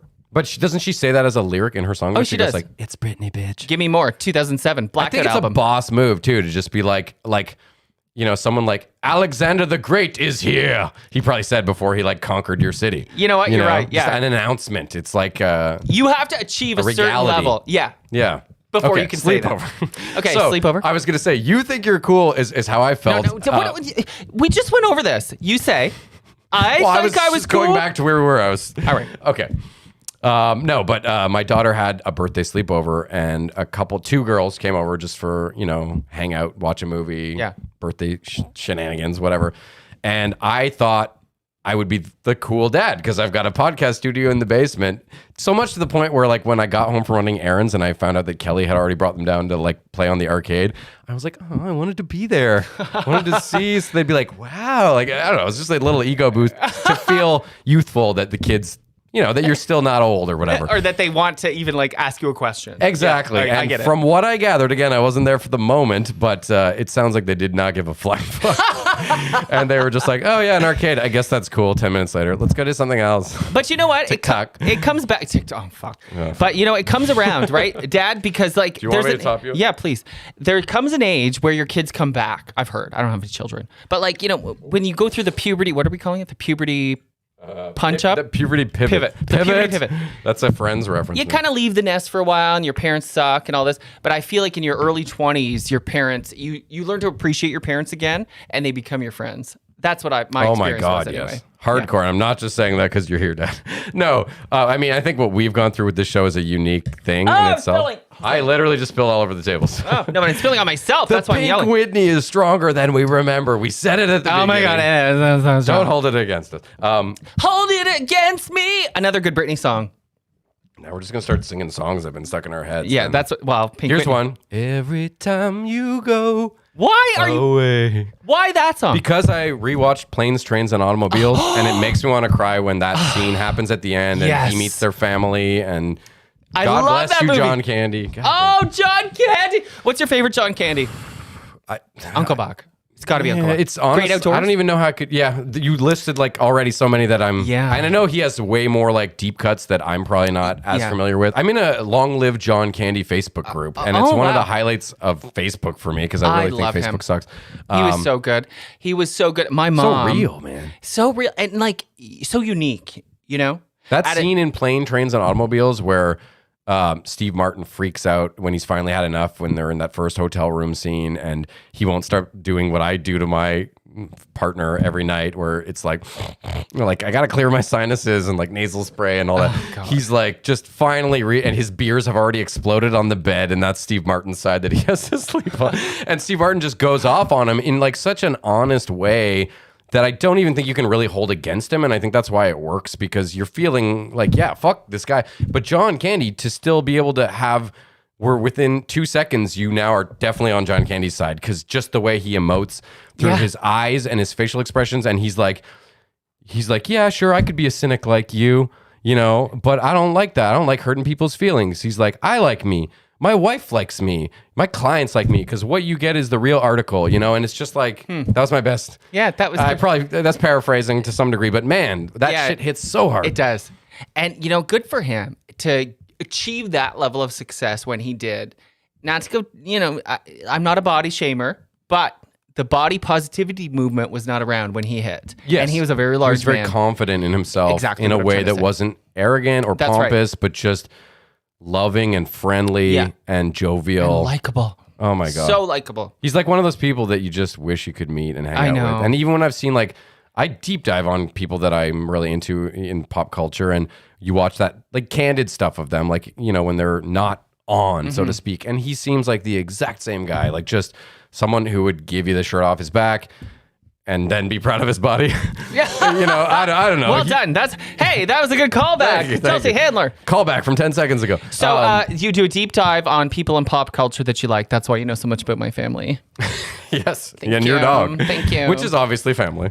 Of course he is. Yeah. Oh, can I ask you, and this, not to be morbid, but since he is getting up there in years, have you thought about, because I know you're going to get another dog. I know this is scary territory. Yes. But let's just, you know, get there. Oh, God. If He you don't was want- my first dog. It's going to be. I did lose a dog at only 7 years old in 2018. Okay. So right before my big breakup, Okay. our dog died because he got bit by a tick. Get the Lyme vaccine, people. It's only $17. Oh my God. And so this was right before the Lyme vaccine for dogs was developed in 2018. And Lyme disease, no joke. And it killed him. And he was only 7. Another For humans chihuahua. too, I mean. But Yeah. yes. But that sucks, man. Yeah, it really was horrible. And so I have lost a dog, but Lopez is my first ever dog. I got him at 20 years old when I still lived with my mom. She's gone. man. I'm just gonna be a real mess. And I'm warning people. I'm gonna need a week. I'm gonna need more time off than for my grandpa, for my mom. Because it's my kid. It's like losing a kid. Could you imagine losing a kid? My It's- dad just had his second of 2 dogs pass. Oh, I'm so How sorry. long ago? Like 4 months How or something? old? 50. What kind of dog? Mike, Okay, see? Mike, Dad, Okay. Mike. So the small one. Your Mike, Dad. He's too emotional. He I forgot. know. I'm I just want the verklempt. people to hear He's him. verklempt. You what? I'm verklempt. Oh my God, my dad's got the words. Verklempt. Verklempt. I love that. I've No, never heard that in my life. Yeah, What? You didn't? No. Don't you know the church lady from SNL? I'm getting a little verklempt. No, that was Madonna. Oh, it was Madonna. Yes. Madonna. Yeah. Wow. And Rosie O'Donnell used to say it all the time Yeah. too. Yeah, it was Mike Myers. Yes, that's it. Yeah, he had a bit, and Madonna would come on. They must have had a good relationship because she showed up frequently for that. Is this Yeah. when he did the German German like host or whatever. Like butter. Yeah, like Bada. Like and he had the blue shirt. Yeah. Oh, anyway. Now I'm gonna have to watch it. Now we totally derailed. though. Anyway, yeah. the dogs were Loki and Thor. yeah, they're we had them for 15 years from pups and broke our hearts. Oh, it's just Great dogs. Yeah. And my But you have to say, like, it's better to have had the time than Yes. not at all. yeah, because like, would you rather some other person had your Yeah, dog? exactly. Like the So- dog's gonna live that life, and that's what you get. And That's life, babe. my Yeah. older dog passed December 2020, so the end of the Okay, first wow. pandemic year. Okay. And something that I always thought was so weird is that like I'm born on December 6th, Mm-hmm. and Kelly, my partner, is born on the 2nd, and he always wanted to be between us, like in the Wait a bed, minute. and he died on December 4th, Stop. which was just, I know that's like No, but that's like pulling my at Joan threads, I Rivers guess. birthday thing. Yeah, exactly. Yeah. So it was freaked me out. a little What? bit. Your birthday's December 2nd? December 6th, hers is the 2nd, which is Britney Spears, right? I know. Oh, yes, it is. And Jason Alexander, I think, isn't it? Oh, or no? fuck Jason Or no, I Alexander. think it's my dad's birthday. Is it your birthday too? No. When's your This is birthday? like a who's on first. September 25. No, I'm Oh saying. my God, that's my birthday! Yes! Go Libra! It's just got so many levels of Oh, crazy. that's weird. That is weird. Because your wife has the same as Brittany, and I have the same as your dad. Yeah. Whoa! And my Small dad, I think, has the same birthday as Jason Alexander from Seinfeld, but I love Brittany's ex was also named Jason Alexander, Alexander! the guy who crashed the I wedding. can't. This is over. I can't. Post-podcast research would actually discover that Jason Alexander's birthday was September 23rd, a full 2 days earlier than Oliver had speculated. But let's just let them have this. I'm tripping out. Anyone watching 1899, the new show about the Bermuda Triangle? Because where's might that? as well be on it. Where- Yeah, it just started it's on Netflix. Netflix. Although I gotta say, Ooh. the trailers don't make me feel like Really? I want to watch it. I hate period stuff, I guess. Oh, I haven't love it. But started. isn't it like spooky dooky, like paranormal? Yeah, it's I about, love stuff like that. the Bermuda Triangle, which actually I think has more merit than some paranormal Well, there's stuff. something to it. Well, because people think, like, scientists have posited that it's some sort of a like anomaly that's in that Yeah, area. it was really big in the 70s, the whole thing. You know, there's this Chariots of the Gods and- squadron of U.S. airplanes went down there after the Second World War on a training thing. And But boats there were have ones that went disappeared. through and they just lost time, where they're like watches and all the chronological devices were they were missing 12 minutes, and that was the 12 minutes where like airbase couldn't contact But them. if it's really a real phenomenon, all that, it wouldn't just come into pop culture in the 70s and then kind of fade away. I mean, if it's a real, They're making a show about it on Netflix right now. In 2022.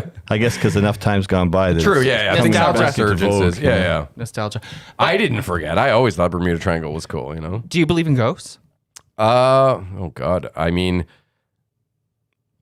ghosts like an apparition that's Yeah. floating there, like, I don't know. How many Not so definitions much. of ghosts do we have? Well, no, but I mean, like a spirit and those kind of like things where, like, you know, that fucking trinket that your mom gave you starts to blow in the wind Sure, at the right time. yeah. That, yes. Okay. I believe in energy. Signs. And Okay. like, and that once we leave these meat suits or whatever, maybe we're not going to be even the way that we currently regard ourselves as Yeah. far as consciousness goes, but that we may still have the ability to influence this world. Yeah, Yes. okay. But like someone being like, "Old Sally Jenkins haunts the mill," and she's just like, "Ah." Okay. You know, maybe not. No, I think I'm with you. And I think that when it is Sally Jenkins haunting the mill, it's more than a ghost. It's like an energy. Great script idea. It's an energy imprint. I feel like there's certain structures that an age may have something to do with it, but if like stone buildings or stuff, they can hold energy. Yeah. And so, Sally Jenkins, it could just be sort of like a hologram of her, but it's not really consciousness. It's not her. Yeah. It's just, It's a projection. Yeah. Yeah. Okay. I believe in that Interesting. sort of thing. And then, There's a word for that actually. Inanimate objects holding energy. energy, Yeah. not just energy, but like memories and not memories. That's the wrong way to put it, but like essences of events. Yeah. Or If it's a there very is a word strong, for that. And people that can touch certain things and then say, "Oh, I don't know if that's Yeah. true or not, obviously, but there is a word for that." I'm not. I believe in everything. I believe in aliens. I believe in everything. Well, just because until it's proven like Yeah, why not? completely exclusively. And that how it's- ignorant to think like, oh, we're the only planet that can sustain life in this huge, massive universe. The fuck is even the universe? What Oh. is outer space? I think the argument is like, do you believe in intelligent life? Because I think if you're an idiot, if you don't think that another planet could be in the right distance from the sun and have some sort of like Microbiome. Yeah, dinosaurs or whatever, like Sure, eating okay. some shit. Yeah. But I think the interesting thing Consciousness. that, like the whole, why did we take that leap? And not to go too Rogan here, but I did hear on that podcast ages ago that there's a lot of people. listens to it. Oh, I did used to a lot, actually. Okay. This is years ago now, but then he went to Spotify, and I was like, fuck this, I'm not paying for this. Well, he used to be cool. Remember when he hosted, what was that show? Fear Factor? I still appreciate his honesty, I suppose. Sure, okay. If it's honest. No, so. but he is someone that, like, I mean, I don't know. Again, I haven't watched the show in years now, but I feel like when I did watch it, it felt like he's not always right, but he knows it. And maybe that's an excuse sometimes to get sloppy and be a little bit inconsiderate. But he was also genuinely curious, and he was also passionate. And I guess there were certain traits about him that I appreciated. But yeah, sure. Yeah, I'm not going to plant my flag on All this right, shit. back to where were you? Oh, God See, damn it. What Dad, was I talking where were about? we?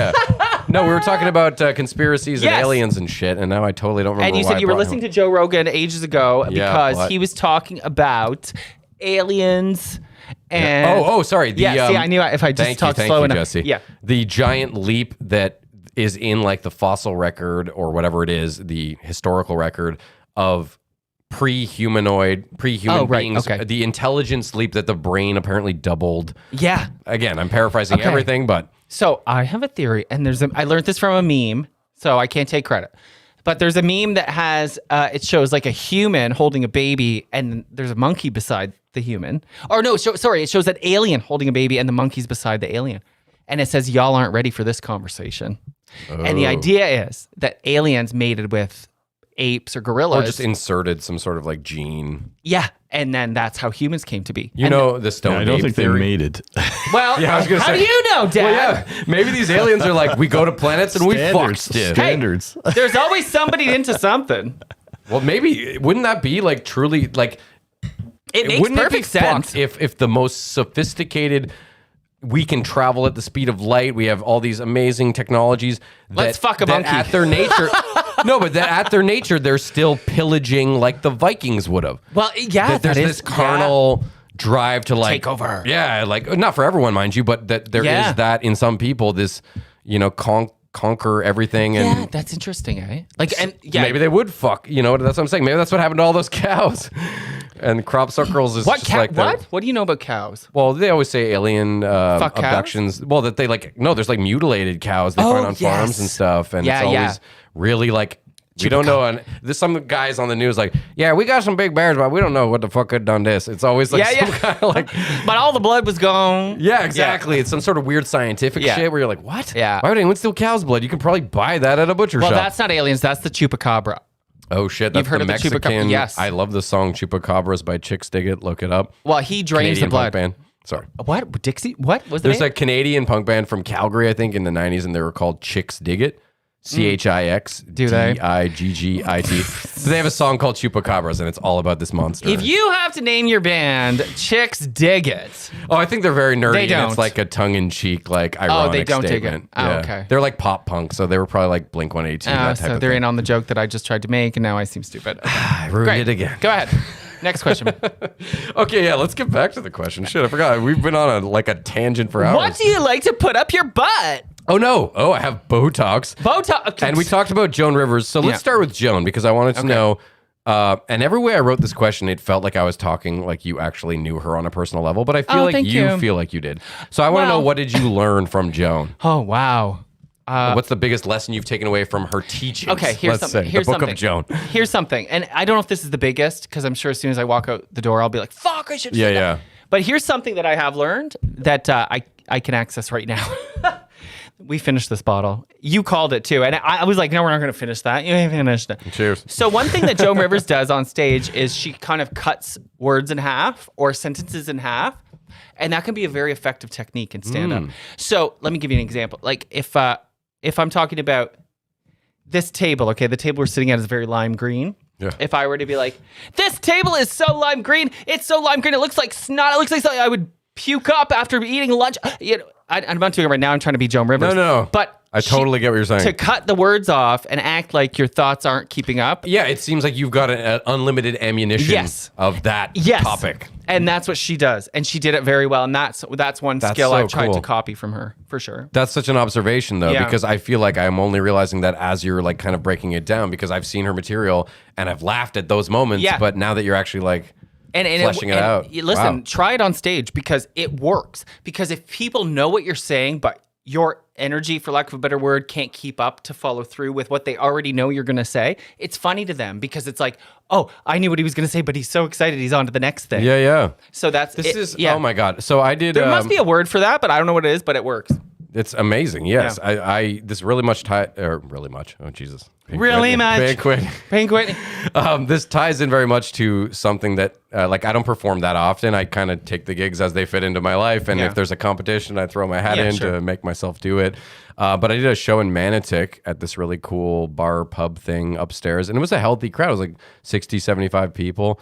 And I was prepared. I did some stuff I'd done in the past, and I brought some old jokes back and kind of just had fun with it. And I did one completely new thing where I was literally rapping as Hitler, which sounds bad, but it was very anti-Hitler. Well, I'm sure. Ballsy. That takes guts. That's what I mean. It was kind of like a challenge to myself because I was like, I think I can pull this off. It had to do with like Kanye and my son listening to Kanye's music and me being like, what? Your son's into Kanye? well, he got into Kanye. Well, now What we're doing about the now? bit. He got into Kanye like 6 months ago. Okay, this is the premise for the bit. I'm not going to do the rap. Maybe I will. We'll see. Yeah, do the rap. Do the whole bit. Shh, I'll be quiet. Dad, be quiet.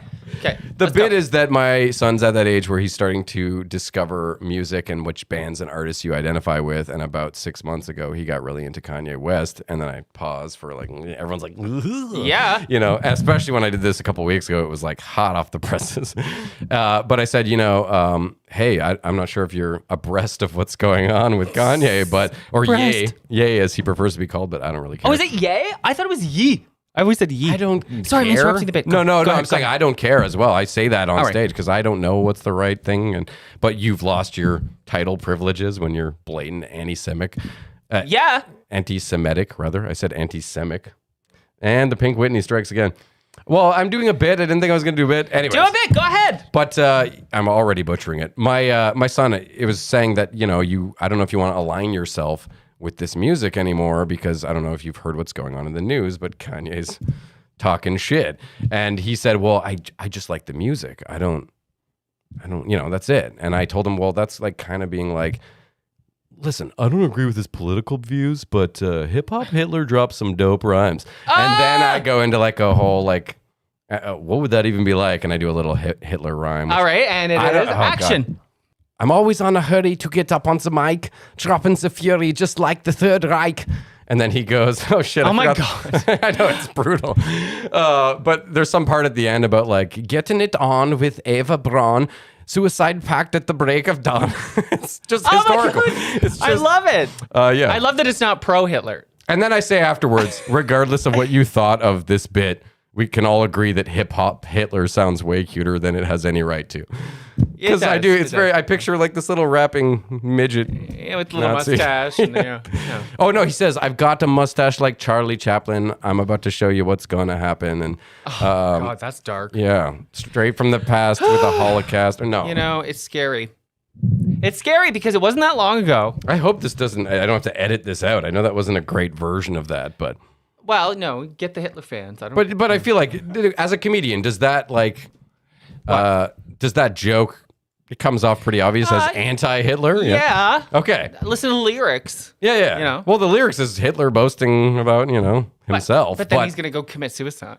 Like Oh, true. So, I don't know. I listen. I don't want to talk about this anymore. Yeah. Next question. Okay. We're. No, I hate Hitler. Who doesn't? What are you Don't gonna say? do What are you supposed to say? Don't do a bit on a podcast. And he's horrible. That's what it comes down to. Don't a bit you've done once. Don't give any. Have you ever heard the saying, any publicity is good publicity? So why bring Hitler back? Oh, I see what you're saying. Yeah. So now we're giving him a big stage here on But the this Oliver is George podcast. Through Kanye, so it's more his fault. Okay, fine. Nice save. No, not really. Next question. Okay. Hocus Pocus 2, thoughts? Did you see that transition? That's how you come out of a tailspin. Now I can edit it out. Can Hitler come deal with Hocus Pocus 2? That's what I'd like. So did it deliver in Jesse? No! Okay. I am so mad about this movie. I'm blushing, I'm sure, and sweating phenomenally. Unfucking believable. I waited 30 years for that sequel, and it was dog shit. Total dog shit. Did you watch it? Loosely while I was doing other shit, but my kids and it was on. Did they like it? I mean, Okay. I don't know that they'd Here's seen the the thing. original, so it wasn't. Oh, it so didn't that- have the same weight, you know. I am worked up. So it's a fine Disney movie, okay? It's a Disney movie. It has a happy ending. These are evil witches that ate children in the first movie, and they gave them a happy ending. Right? Yeah. Yeah. So I'm furious about it. The first movie was iconic. I don't know what the fuck. Disney just wanted to make money or something, and they did, because it's like the #1 most streamed movie of all time. Yeah, it was successful because it came out at Halloween. And it was, You know, the first one was not in the pocket. successful because it came out in the summertime.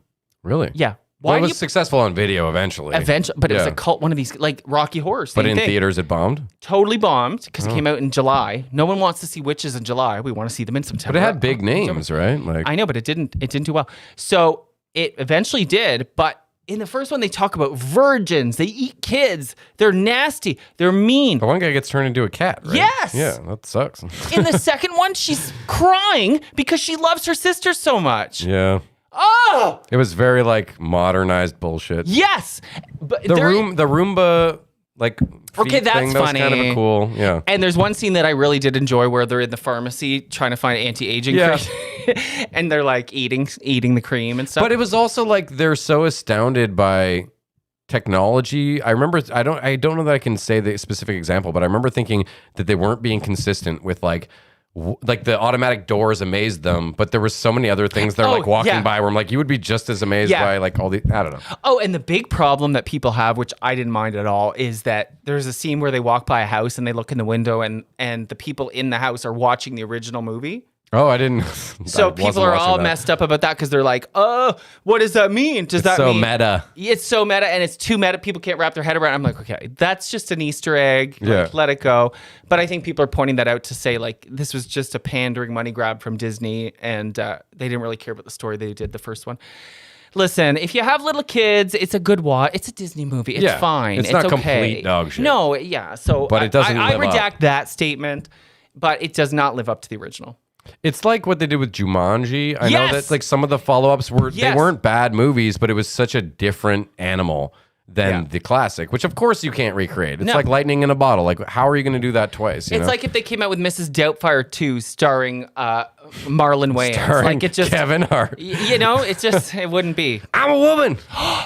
The Witches? Now we're down a witch's path. Did you watch the remake of The Witch? Do you remember The Witches with Angelica Houston? That I saw as a child. I think it scared You must the shit remember out of that me. one. It, with the little he gets turned into a mouse or something. Yes, but she's so scary with the nose. that and was everything. terrifying. Yeah. Well, Anne Hathaway just reprised that role. Did you see this? No. Terrible. Oh, And- it's out already. Yeah, Okay. it's out. Oh. It's on Crave, I think. But they used CGI to witchify her. And I'm like, you know what? In the 80s, they used makeup and masks, and it looked so much more realistic. so much scarier. So much Because scarier. I do remember my mom showed me this when I was like I think too young to see it, and Oh, it yeah, me left too. imprints that scary lady. Oh, me too. Yeah. Very scary. And being trapped as a mouse, I remember that like being like Yeah. scary. Well, that would suck. Yeah, but really, it was her. She was scary, right, Dad? Angelica Houston's amazing. There's an actor I really like. Did What you else ask is me she that? in? I feel like she's no, I did not ask you No, that. who but- asked me who's an actor I was thinking of her like? as Pritzi's honor, because she lived with Jack Nicholson for quite a long time, right? Angelica did? Yeah, they were a Stop, I power didn't- couple. Oh, Yeah, they yeah. dated? Oh, for quite like I didn't we're know talking that. a few years. Yeah. Wow. And they did a movie together called Pritzi's Honor, which if you haven't seen that, that's a good movie. Oh, I have is not it? seen that. That's a hitman Brief, kind give of us the thing. back of the novel. Oh, I can't. It's too long ago. No. I just remember you it could was bring it good. up. Pritzi's Honor. I'm going to look that up. Yeah. I'm a big Can fan you of those Google two. that in the background and then come back at us? P-R-I-Z-Z-I, I think, Pritzi. Yeah. No, I'm saying, can you Google that in the background and then come back to us? And Can you do multitask? cameras We're and- talking Nobody about cares. multitasking. Nobody cares. Jesus. You've He done said this it's in a the past, hitman. though. He comes back 20 minutes later and he's like, so it was a submarine sandwich. Well, go Or ahead. like you Go have ahead, the Dad. fact. That was- But isn't aging a cruel thing? Like, look at Jack Nicholson as an example. You want to talk about aging? Like, such a virile hot stud, and now he's like a mess. You know, But that's where Leo's headed. that's where all of us are headed. Well, then that's why I go like, oh, we need to lighten up on those. Like, because You know what? everyone's You're like, right. my grandpa rocks. You're but right. Fuck you, Jack Nicholson, you melting You piece know, of shit. but And it's like, yeah. he's somebody's grandpa. You're so right. know? You know what, Oliver? Did you know about Jack Nicholson? Sorry to cut you off. No. That he thought his grandma was his mom for his whole life, or there was this whole duplicitous thing when he was young, where because of how he was born and the setup, whatever it was, they didn't want the truth to be known. Oh. He grew up thinking his mom was his sister and his grandma was his mom, and then he found out when he was like an adult, and I Wow. can only imagine that would have been. You Yeah. knew of this to some degree. Yeah, I'm not pulling this out of my ass. I've heard that story. I didn't remember it was him specifically, but I've Yeah, heard I believe that those are the before. details. His mom, they told, was his sister, and his grandma, they told, was his mom. Wow. Isn't that? It is weird. I mean, I can relate a little bit because I'll just tell you, there's 4 siblings in my family, and my older sister was a teenage sort of oopsie daisy. All 4 of us have the same mom, but my older sister has a different dad Oh, okay. because it was like my mom skipped science class and went to the bathroom. The first one. Yeah, exactly. But I didn't know that until I was 10.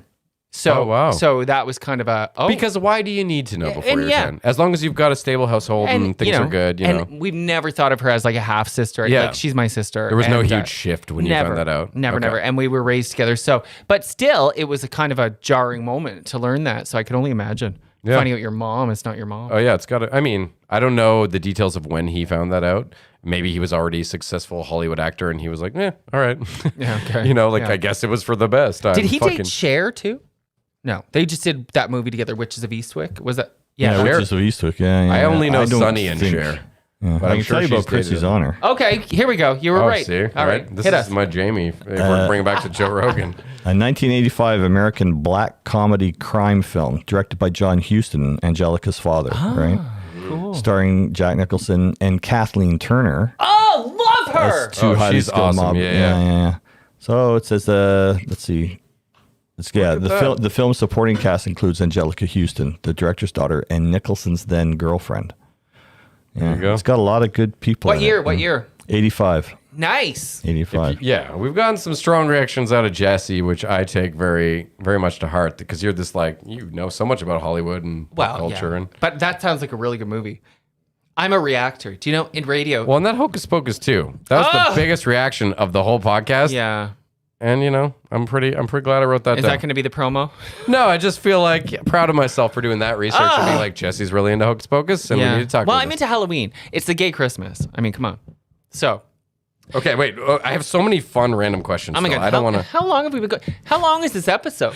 Am I sleeping over? The record is Tavis Maplesden just like 3 minutes shy of 3 hours. Okay, we're not going that long. How long is this? Okay. Okay, well, I did want to talk about the whole Botox. We started talking let's about, talk about Botox. Joan Rivers, only because I think that when it comes to rejuvenation tactics or whatever you want to call it, that there's probably a lot of procedures that people don't know about that maybe are much less invasive Yes. than they might think. Thank you. And there might be a lot of stigmas. Yes. And again, I Yes, don't yes, know yes, this firsthand, but I'm curious enough, and you have the expertise, so I just wanted to know more about that world a little bit. I'm really glad I know you that's said an that. open-ended question. No, but and, I know you did your research clearly, but thank you for saying that. As a straight guy, that you can recognize that some procedures have a place, and it's not all about vanity. It's not all about looking like a Kardashian. Or it's not all destructive, like you're going to That's regret right. this in 5 years. That's absolutely right. Like, So Botox, where do you want to start? There's so many. Chrysalis Rejuvenation Clinic, by the way. If you mention a me, you get a little sponsorship of some discount. kind? Yeah. Yes, I'm an influencer. So if you go to Chrysalis Rejuvenation Clinic, they're in Ottawa. If you mention my name, they'll give you a little something. Like we do different promotions, but so right now, I don't know when this is coming out, so I can't even. like beginning Well, I don't mid-December. know. Anyway, somewhere. Well, nothing. It's Christmas. Spend your money. So here's what do you want to know about Botox? Let's start with Botox. First of all, when was your first experience, and what is it like for someone who hasn't done it? Let's start there. So Botox, everybody knows it's a muscle paralyzer. So the first time I ever did it was 2017. It was a sponsorship through Jump. So I was so excited. The radio station I was on in Ottawa. And it paralyzes your muscle, but you don't realize so it takes about 7 to 10 days to take effect. See, I don't really have any right now, so I can't show you. Well, a little bit. But you feel it. So it literally paralyzes your muscles. So it is a little bit awkward. I remember the first time I got it, my boyfriend at the time, laughed his head off at me anytime I laughed because he said it looked like I was crying instead of laughing because certain muscles couldn't move. Yeah. How long does that last though? About 4 to 6 months. But here's the thing, okay? Wow. Whoa, I thought you were going to say hours. No, 4 to 6 months. But wait, boys, it wears off quicker because our metabolisms are usually quicker and we also have stronger facial muscles than women. Also, if you exercise and if you drink alcohol, it speeds it up. So for me, it lasts like 2 hours. Wow. Yeah. Okay. So Botox But is what great. kind of benefit are you getting for that? So- because that's a huge commitment. Yeah. And what is that? What are you going to see on the So other like, end? let's say you did your forehead, you wouldn't. So you know how we do this? I'm raising my eyebrows and you have wrinkles. I have prominent. Yeah. So if you got Botox in your forehead, you would not have. They wouldn't move. It would just be solid. For But 4 you to could still move the area? Well, or no, you can't move the area. Yeah, exactly. So. But you're moving the area. Yeah, because again, haven't 2 had it in a hours. while? I haven't had it in a very long time. Yeah. Okay. So So would you continue as you get older? Oh yes, I love it because as you have while it's active, your wrinkles can't get worse. So in a way, it freezes You're prolonging. time. Yeah. Oh, interesting. That's like when people in sci-fi movies go for like a stasis sleep. Yeah, And exactly. they're like in space for 40 years. Yeah, because isn't that freezing? My dad's a big sci-fi guy But too. they're That's freezing themselves. Cryogenic. Yeah. That's what you're doing to your muscle. Hello. Interesting. I actually wrote What's it down. cost? What's it cost? Oh, interesting. That's a great so, question. if you mention my name at Chrysalis Rejuvenation Clinic on Carling in Ottawa, they'll give it to you for like 9 or 10 a unit, where most places are 11 or 12. $10 A unit. Yeah, Okay. and you I don't usually know because need before I thought you were saying hours, and then it was like no, months. a unit. But let me tell you, you need like 30 to 40 units usually. I didn't know if a unit was going to be like thousands of dollars, though. That's what I was worried about. Well, Not that I'm like itching to go, but I'm very interested in this because I do think. where would you get? You have great skin. Your forehead. Maybe. You don't I've need always your had crow's prominent feet. lines. I've always had prominent lines. You but could afford. So you'd maybe need like I'm okay 25 with it. units. I think I'm just kind of okay with it, but that's okay. I like exploring though people's right to do what they want. Yeah. With Okay. their own bodies and that. I'll tell you another thing. I have 2 more procedures to talk about. So microneedling. I cannot say enough good things about microneedling. So Is there's that acupuncture-esque or no? yeah, you're close. It's like there's so many different ways you can do it, but like there's punch, like stamps on your skin. There's like rollers. There's so many different things they can do at the clinic. You can even get like at-home devices, but obviously at the clinic they're more effective and stronger. Professional But grade basically, it's yeah. like micro injuries on your skin that stimulates collagen and like your body's repair thing. So like I'm having a scar treated right now that I don't like on my forehead. So every time I go, it'll like fuck it up a little bit and then it heals again. And every time it heals, the scar is less because it's like replacing it with healthy skin. Interesting. So microneedling is great. It works for enlarged pores, wrinkles. What is with the texture. cupping thing I see on people? Oh, I all don't the know time? what that is. Okay, that's a whole other that's some Chinese Eastern thing. Yeah, okay, I okay. don't know what that is. And then I have to interrupt you because Yeah. your last name is Reynolds. Yeah. And I literally am seeing Ryan Reynolds as you're speaking to me. Like your face structure, your eyes, Yeah. it just dawned on me. Are you guys somewhat related? Well, yeah, he's my cousin. No way. Yeah. For real? Yes, you didn't know that? I thought it was a joke you told on stage. No, it's real. What? Are you shitting us? Does he not what are look you like Ryan Reynolds? Yeah, I can see it. I was Yeah. just When there you- last weekend. I always look my guests like right in the eyes, and I feel like I try to really take in the moment. And Okay, I'm sick of living in his shadow. Can we just get back to me? Yeah, but now that you Sorry, say sorry. it, holy cow. Yeah. sorry. I literally thought it was a joke you told on stage, and that's why I felt like I could bring it up now. You know 'cause what, it wouldn't- Oliver? It is a joke I told on stage. It's not You true. fucker! Ah, you. You do look like him, I though. have It's heard that gotta be before. fucking, I've heard that before. Like, it's Yeah. uncanny now that I see it. I don't know if Anyway, it's uncanny. I but totally I've- cut you off. I've I'm heard it sorry. before. But finally, no, he's great, and he might buy the Sens. I felt like that was not something you would mind me saying. No, like, I you certainly look don't so mind. much like Ryan Reynolds that I have to stop conversation right now to address it. Especially if you tell me it was Ryan Reynolds in the Amityville Horror, because that was Chopping some wood. Hello. Hello again. Yeah. Not switching teams. but I recognize fire when it's burning up my house. You know, you said that right in front of your dad. I don't even know what that All right. means. I'm just trying to be Okay, funny, finally- ladies and gentlemen. Let me wrap up this skin thing. So, yes. The third treatment that you would stand by. Cool sculpting. No, I would not stand by it. Oh, okay. This is a stay away. A beware. away. Buyer beware. I had a horrible experience with cool sculpting. That's the one that's supposed to freeze your fat, and it does kill fat cells. So the idea behind it is they'll freeze fat cells to death. So it's basically liposuction without the scars. Oh, but But- what does it fall off? But here's the thing: no, your body it liquefies it, and then your body You absorbs shit it out? Like Yeah, kind of. But no, you don't see. no, it, but that's like- still pretty gnarly because but- liposuction, they like physically. Sorry to cut you off again. no. But apparently, 5% of people have excruciating pain with this cool sculpting. Everybody else is fine. I was one of the 5%. It was the most painful thing I've ever been through. During or post? So what happens is they put it on you and it has to like sit on your fat, whatever. So I had my love handles done. Good spot. Yeah, good spot. And so it sits on there for like 30 minutes and it just feels so cold. So like for the first couple minutes, it's so cold that you're like, but then it gets numb and you don't feel anything. But then after, when they take the thing off, they have to massage the fat to like break it up, to liquefy it. That's the part that hurts. It is the most painful thing. And then after they massage it for a while, have you ever had like almost frostbite in your toes or fingers and then the blood rushes back in? Oh, like when you go like, back in the warm house yes. and then you're like, It's like that, but on fucking steroids. And it is, I was on the ground. I'm not kidding you. I fell on the ground. I was writhing on the ground and the girl was like, are you okay? Are you okay? I said, leave the room. I was like, God. Get out. She had to leave. Because you know when you hurt yourself and people are like, are you okay? Are you okay? It makes it so much worse. Yeah. I was like, bitch, get out. I'm trying to just contain this. Oh, I won't do it again. I will not do that one again. That's fine. But again, 5%. So maybe you would be fine. But yeah. You know, that's always the outlier. You never know wasn't. if you're the 1 in a million. So, even with like laser eye surgery or there was a story about a guy in the Toronto area who got laser eye surgery, and for whatever reason afterwards he like just kept having these insane headaches to the point where he ended up killing himself. Whoa! This happened. It was like in the news like 2-3 years ago, 4 years ago. I always expect my dad reads The Citizen like every day, so I'm like, you know this stuff. No, but this was a real story for sure. That he had some kind of like ringing in his ears or something along those lines. It was just incessant. And for a guy like me, I'm like, okay, never getting laser eye surgery then. Yeah. Well, now you could do MAID. Oh, here we go back to death. What do you think about MAID? MAID is the assisted suicide. Yeah. Medical assistance. Medical What did they used to assistance call it? A euthanasia. Where did that come from? That's still a thing, but that's what we do to our dogs. Yeah, that's right. That's euthanize. Yeah. What is euthanasia? Why is It's Asia the same involved? thing. It's anyway.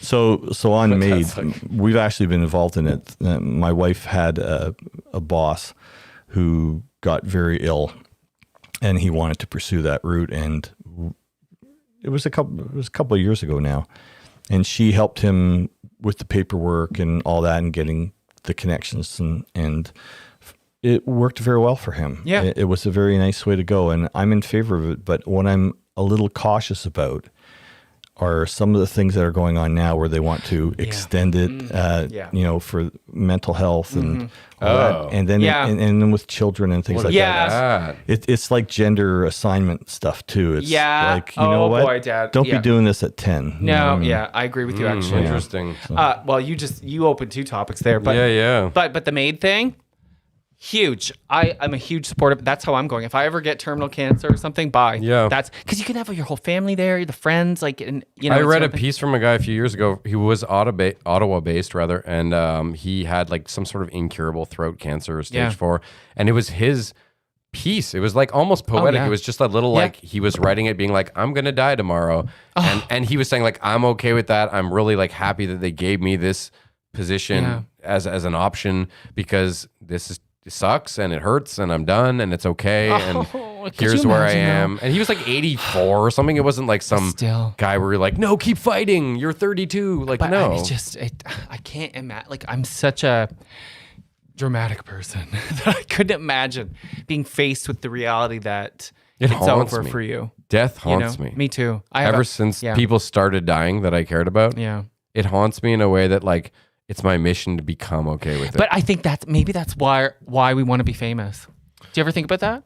I don't know if I want to be famous anymore. I do. As I have like my kids and stuff, the older I get, I'm like, I want to be like, I want to pick the right actor. Like the guy who plays Dennis on It's Always Sunny in Philadelphia. What is he talking about, actor? Why? Well, I'm just saying to play you? No. I'm saying actors are famous often. Like just that's that level of famous. That like I get it. If you're a fan of Always Sunny, you know him, but okay. he's not like George Clooney where people are like harassing him. Or maybe they do. Maybe that's a bad pull. But somebody who's got like a sustainable life in the entertainment industry and a following to boost the ego like we all need, clearly, because we're all these desperate, entertaining people. Secret revealed, but I don't know. I think that there is definitely a level you can go over where it seems like it would be too burdensome and maybe not worth it anymore. And then you can't like Britney. Not even then you don't have the option to retreat, which is the most psycho mindfuck part of it. Yeah. Is that it's like bite the cookie if you will, but you won't know if you got the poison one, and then you can't. You can spit check it up. in, but Like, you can't leave. Exactly. Yeah. It's very like Hitchcockian. I get what you're saying. Yeah. Give them back to dicks. Yeah. see, full circle here. It's like we're comedians.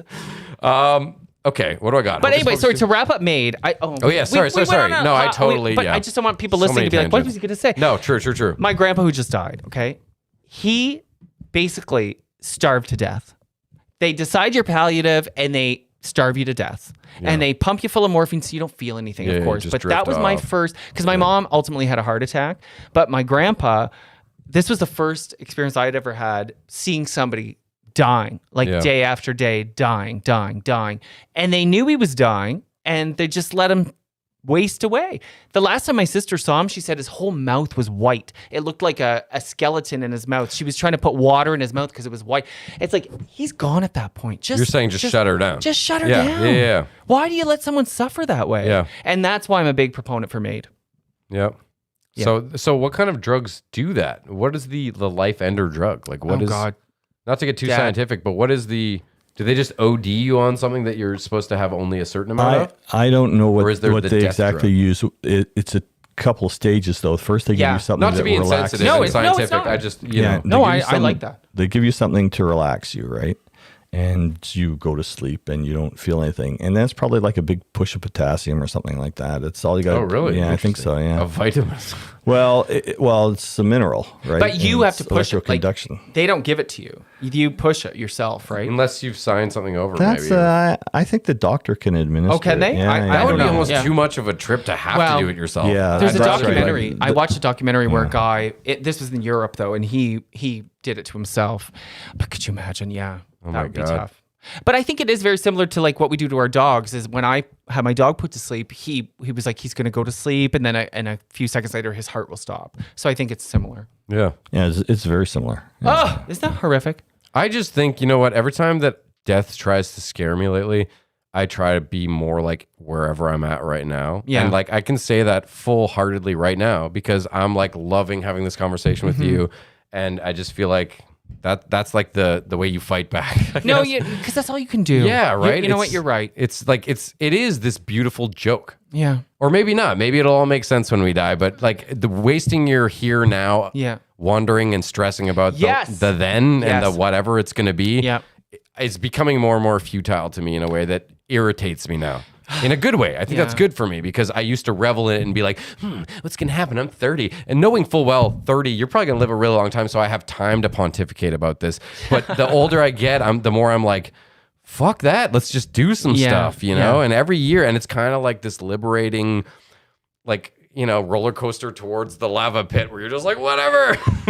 Yeah. Give me some meth. But I hear, whoa, that escalated quickly. Well, I'm saying when you're like 89 and they're like, you're about to die and we're in Maid. There's like, a way to Did you die. want to try heroin? I'll just have another this drink. This is your last chance. I just know- started eating sugar again or something like that. Yeah, there you go. You're like the diabetic guy and then they find out you're going to die. You're going to eat that piece of cake. I had a cookie.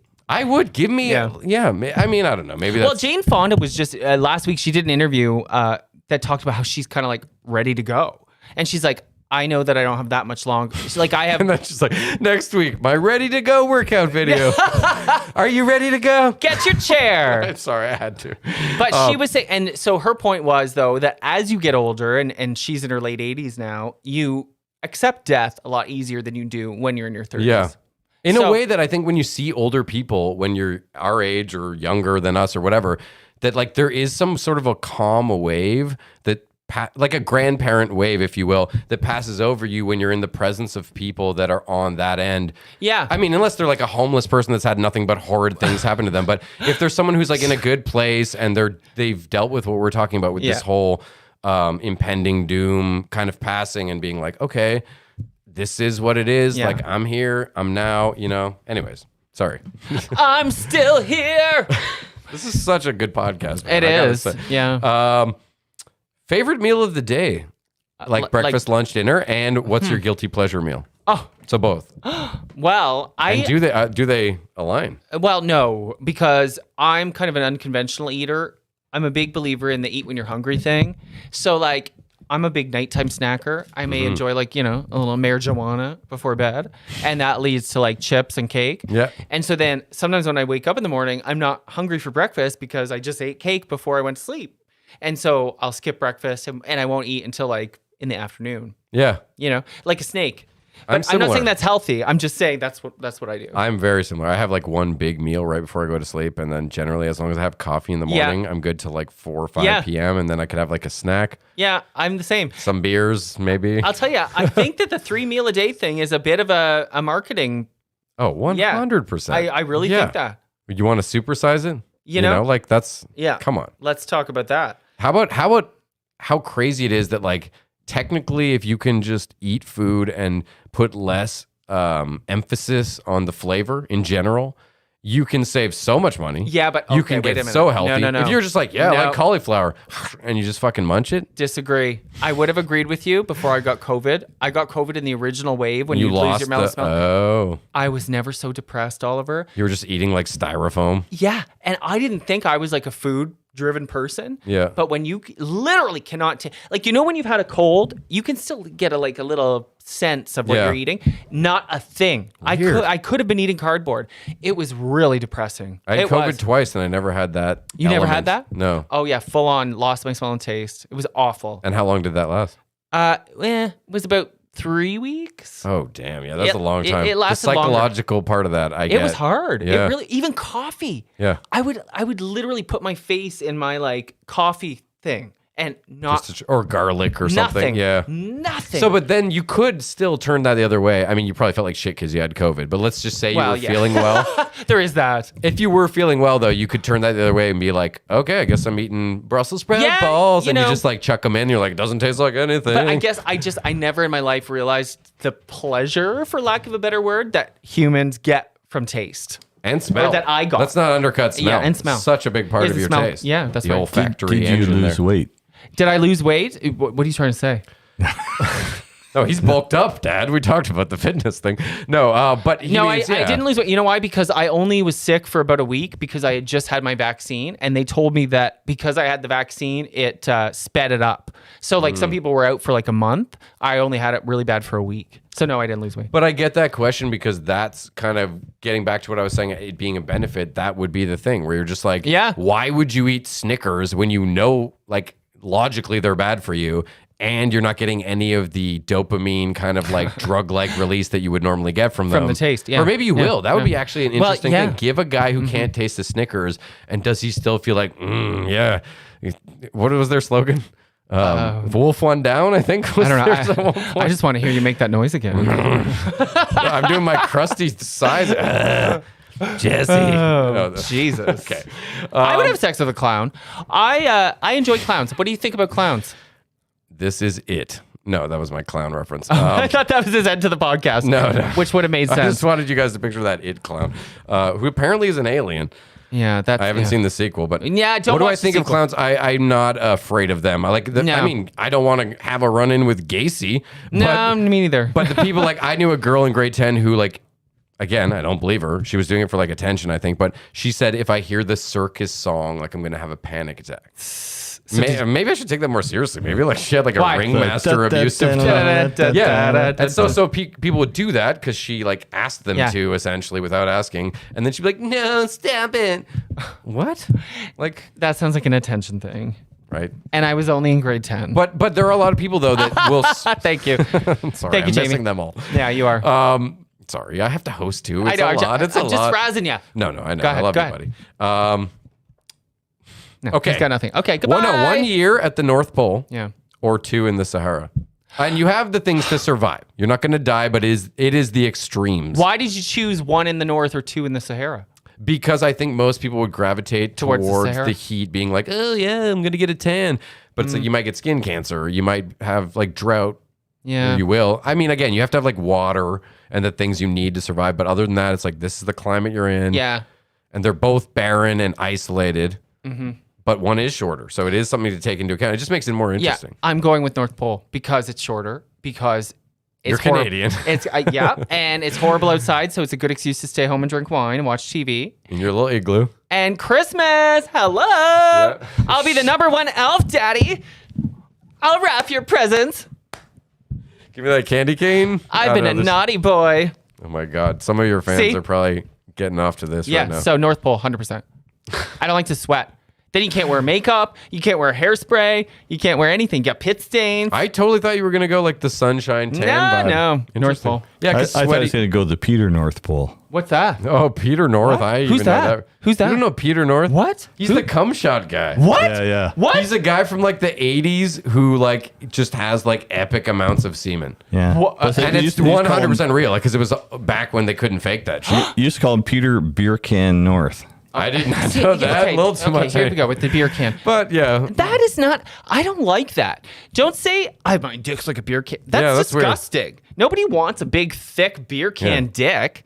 Although Maybe if someone was like, this is beer... my Pink Whitney, it might sound a little more appealing. Pink Whitney is a different thing. Let's see if I can. And pink is more. Oh, yeah, no problem. Pink is more. Peter North, you said? I'm writing this down. I got to Google this guy. I don't know this guy. Yeah, I'm familiar. He's Canadian. He's Canadian. What? Dad, Yeah, are you Googling him right now? From the East Coast. Newfie. Maybe a Newfie. I must have read a biography or something. Yeah, somewhere, right. You know? Okay. Wow, learn a lot about my dad. You know what's funny? Last night at Yuck Yucks, it came up porn categories. So someone shouted out in the audience. They're like, "What porn category do you click on?" And I was like, "What do you think?" And I made them guess. Do you know what they picked? I don't know. Well, you guess. You guess my porn category. I don't know, like something maybe sub-dom, kind of like a little bit of kinky capture stuff. I don't know. I don't know either. What? Like, I mean, what's it the depends right on your mood. answer here? I regret bringing this up. This got weird. No, not even. I'm very interested though. Like, who's? I see. Very interested. Well, what did they think though? They thought daddies. They thought I click on older guys. Oh, interesting. Which maybe I do, but like your moods change. Dude, the porn industry is an interesting thing. I've heard this many times that like it always is the first to get on a new format. Mm-hmm. So if Laserdisc comes out, there's some porn Laserdisc, and then they're like, it didn't really work. No one's doing Laserdisc. They're like, we got in there. Totally. Just like we always get in there. But seriously, the porn industry now, I do find if you go to like Pornhub or something, which come on, we all do. We had that little boom. That's probably not the song. Yeah, no, with the orange and the black and the version of the song. Everyone probably could have done that. I hear it in my head right now. All right, yeah, people are taking off. Yeah, people are taking off their pants. Yeah. Let's do. Anyways, I actually use a site. Incest. I was gonna say so weird. What? No, but why is that such a thing? That's like the trending thing. Everyone wants to fuck their mom or their sister. Not me. Not what is. I hope this isn't my algorithmic thing they're showing me because I certainly didn't click that way. But I find it's just like, be into some shit. Like, do your thing. You got a consenting partner. I would more like but not incest. I would like a lot of other things before. Yeah, you should probably fantasize about your sister. Like that's fucked, what, man. The one thing I don't understand is feet. And I'm sorry if either of you are into that one either. But like, because the people that are into feet are really. I know it's a whole thing. There's like wiki feet for celebrities and stuff. It's a thing. I think feet. And again, I'm just wagering a guess because it's not my kink. And again, no judgment overall. Like if you're not hurting anyone and you have a consenting partner, do your fucking thing. If you're a furry or whatever. Yeah, but I think it's weird. I do too, and we're entitled to those opinions. Yes. And it also seems like as a guy with a dick, I feel like feet have like warts and like, just like dirt and not like mine. just like, well, I don't get petties. I'm just saying like, walk around feet. Yeah, no, Oliver, most don't have warts. Oh, not warts. Sorry, I don't have warts. You said warts. I said that warts are a thing on feet. Sorry. No, you said most have warts. I said dirty right after, and I mean, I've walked around without my flip-flops on and come home and been like, my feet are black. I probably have had a toe wart or another. I've had a wart. Not toe herpes. No, I've had just a regular planter's wart. Listen, I'm sensitive about don't planter shame me. You know what? I'm trying to look out for you because I used to be a lifeguard, and I had my share of planter's warts, and they're gross. Yeah, and I've had a couple. Yeah, they are. Then you have to go to the clinic, well, now we're confessing. I've had a couple plantar sports. I'm not going to say it like hypothetically anymore. I have had a couple. Well, but this is all. My larger point was the feet thing. This is why I don't find feet to attractive. Be an erogenous zone. Yeah, because it seems like this is our mechanical vehicle we used to get around. This is our mobility. It's probably not going to be. Much, I guess we do give hand jobs and we shake hands with people. And you know what? Don't go to the vaginas can have warts too. Oh yeah, well, okay, you can go there. Now he's gay. Well, so can dicks, actually. Yeah, that's So what can anuses. I'm aware of STIs. Dad, you had to go there, Jamie. And I don't mean I'm aware of STIs like I'm aware of them, but Yeah. I'm a germaphobe and I have OCD. Oh, so, are you? Oh yeah. Oh, really? Well, I mean, I've gotten better over the Okay, years, but wait, I'm definitely oh my OCD. God. When I said OCD, that wasn't. I actually loathe when people say like, "Yeah, I totally packed too many bags. It's my OCD," and they don't Oh, yeah, actually. no, it's like, really. this is detrimental Yeah. to my life. Is it is. it? Well, it has been. It's been at points, a huge cataclysmic thing for me. Stop, For really? sure. Yeah, I mean, if we're gonna get into it, when I was, I think 10 was the first. I probably talked about it on the podcast before, but I was about 10 when the OCD set in, the old OCD. My parents would probably corroborate that I was like erasing my math homework because the numbers didn't look right, to the point where like the paper was falling apart. my God. Because I was like, this 5 isn't right. I don't really remember. I can't put myself in those shoes, but I Yeah. know it's a I remember factual. shutting every fucking door in the house all the time. I still do that. Yeah. Every door I is still shut all the check time. the What the hell? stove and the doors at least 5 times a night. What about light? Even when I know I just checked them. Did you have a for light sure. switch thing? Never. Did you It's have a light never switch? been a big one. That's a big one. Now it's apparently. as a dad, I'm like, who left the fucking lights on? That's a whole other thing. But But what about the germs? Okay, because I just want to tell you, I was I thinking work about in this. sterilization at the hospital. I should Oh, preface. so with you, that. oh right. Well, so you found a way to make it work. yeah, literally. yes and no. Yeah. How do you feel about hotels? Because I'll tell you, and this is like a shameless, yeah. I'm not oh my trying to- god, I have so much to say about hotels. Okay, because since I've been booking more road gigs. See, that was the shameless, but it's true. And so I used to be very nervous about hotels and want to bring wipes everywhere. But since I've been staying in so many of them lately, it's like I've gotten used to it. Oh and my god! now Okay, I don't care. My hotel paranoia is very different from germs, actually, because Oh. I figure they're pretty good on that, especially if you get like a 3+ star place Yeah. or whatever on one of those sites. Well, you know, with Yuck Yucks, Hotwire or they're not whatever. always 3-star. Well, yeah. Okay. If there's a roach in the bed, maybe. Yeah. The last place I Again, stayed- roach or roach. The last place I stayed was called the Rocking Mountain Inn. Yeah. I'm more worried about, and again, I'm not worried about this, but again, with Airbnbs specifically. Oh, yeah. No, I don't. Because that's like somebody's house. Yeah. But that actually worries me more. Yeah. People are like, it's such a great deal. I'm like, No. do you know how small cameras are now? Do you And- know how cheap they are? And then it was like, oh, well, if they put that on the internet, then they would get arrested. It's like, well, maybe it's just for their fucking cachet. Yeah, of that's right. Like, here's all the couples that fucked in my bed. That's right. And I go like, I don't want to go on vacation and not have sex, but this weirds me out. And then and then you're just having sex and you're like, under the blankets, keep it under the blankets. Well, and also then it's just like this. And who else had sex on this bed?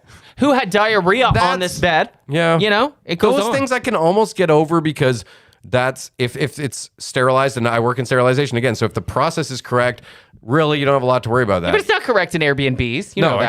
exactly. Yeah, but they say if you go into a hotel room, any old hotel room, upscale, lower scale, whatever, Yeah. and you take in a black light, Stop. you're going to freak out. Yeah.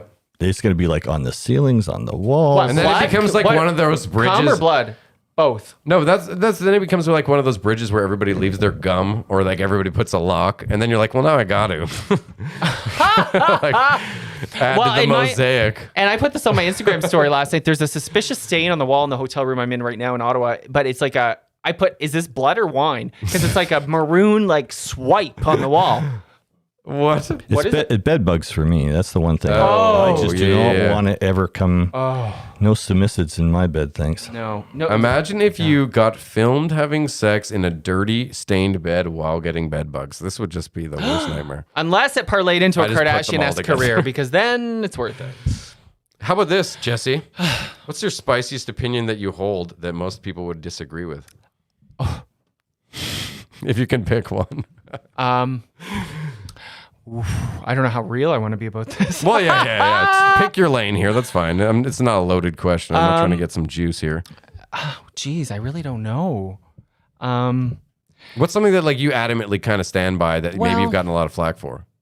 And I wrote down trucker convoy, like as if you could. As if I support it? I don't support it. No, that would just you do support it? No, I don't. Oh no, that was just a joke. Yeah. Like, I couldn't picture you being at No, the okay. trucker convoy. Okay, let's go back to this. You know what? I own this.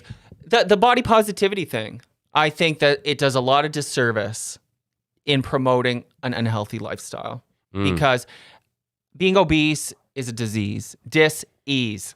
Yeah, You're not healthy. yeah. You're not large and in charge.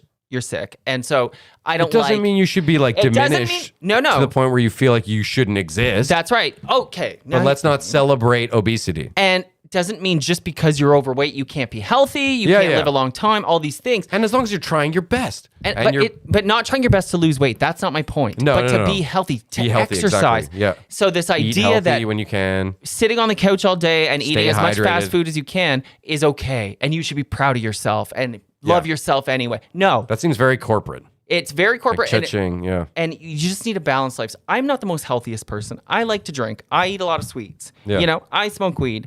I have unhealthy habits of my own.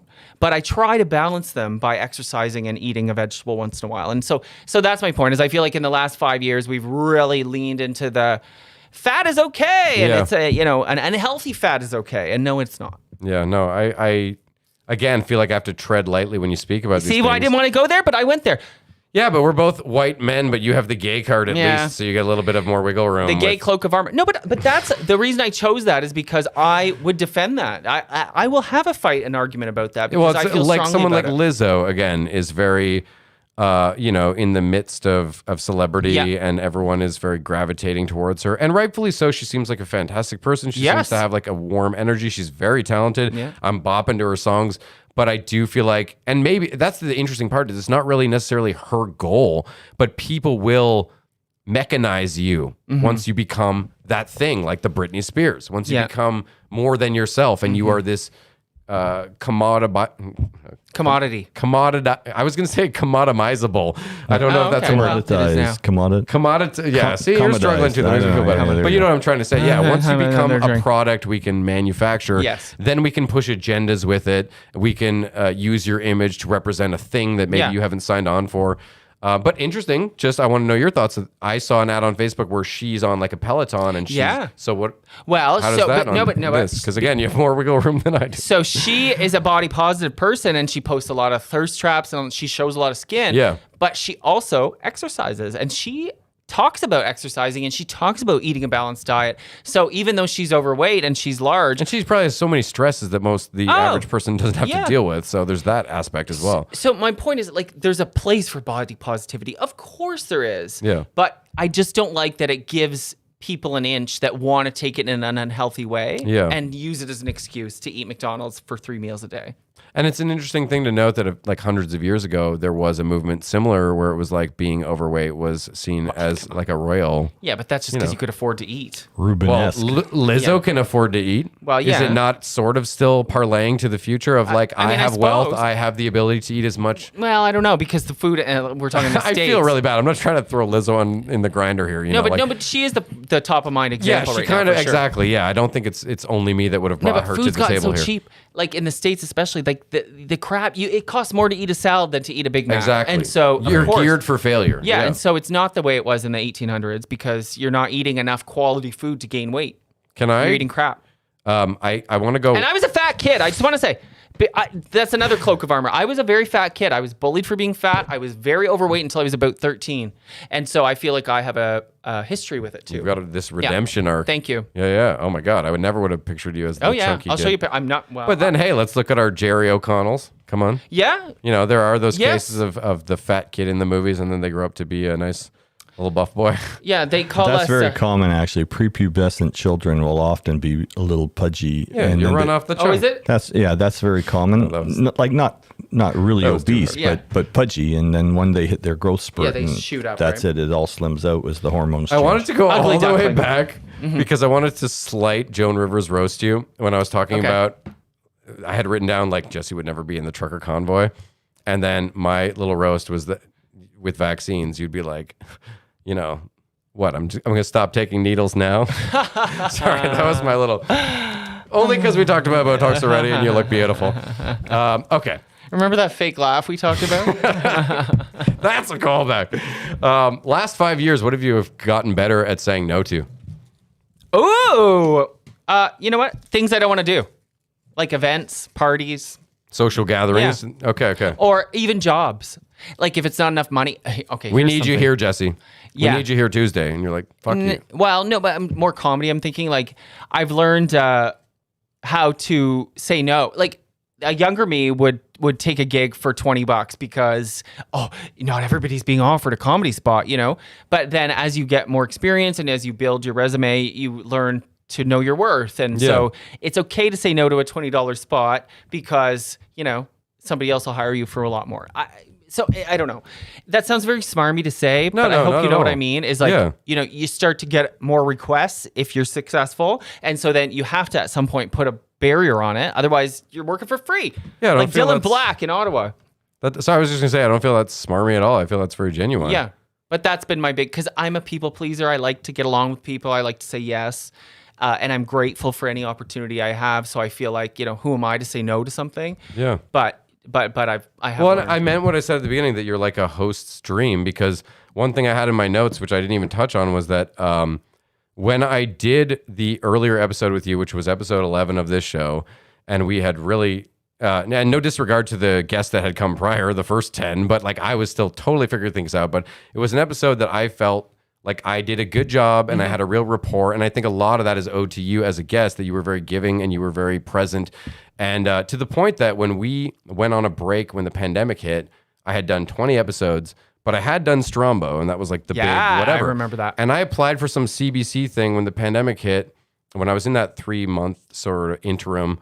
And I applied for this podcast, whatever program. I didn't get it, but the episode I put in was yours instead of Strombo's. Oh, wow. Honest to God, because I thought that we had this rapport, and it was just such a fun experience. And that was what I wanted my show.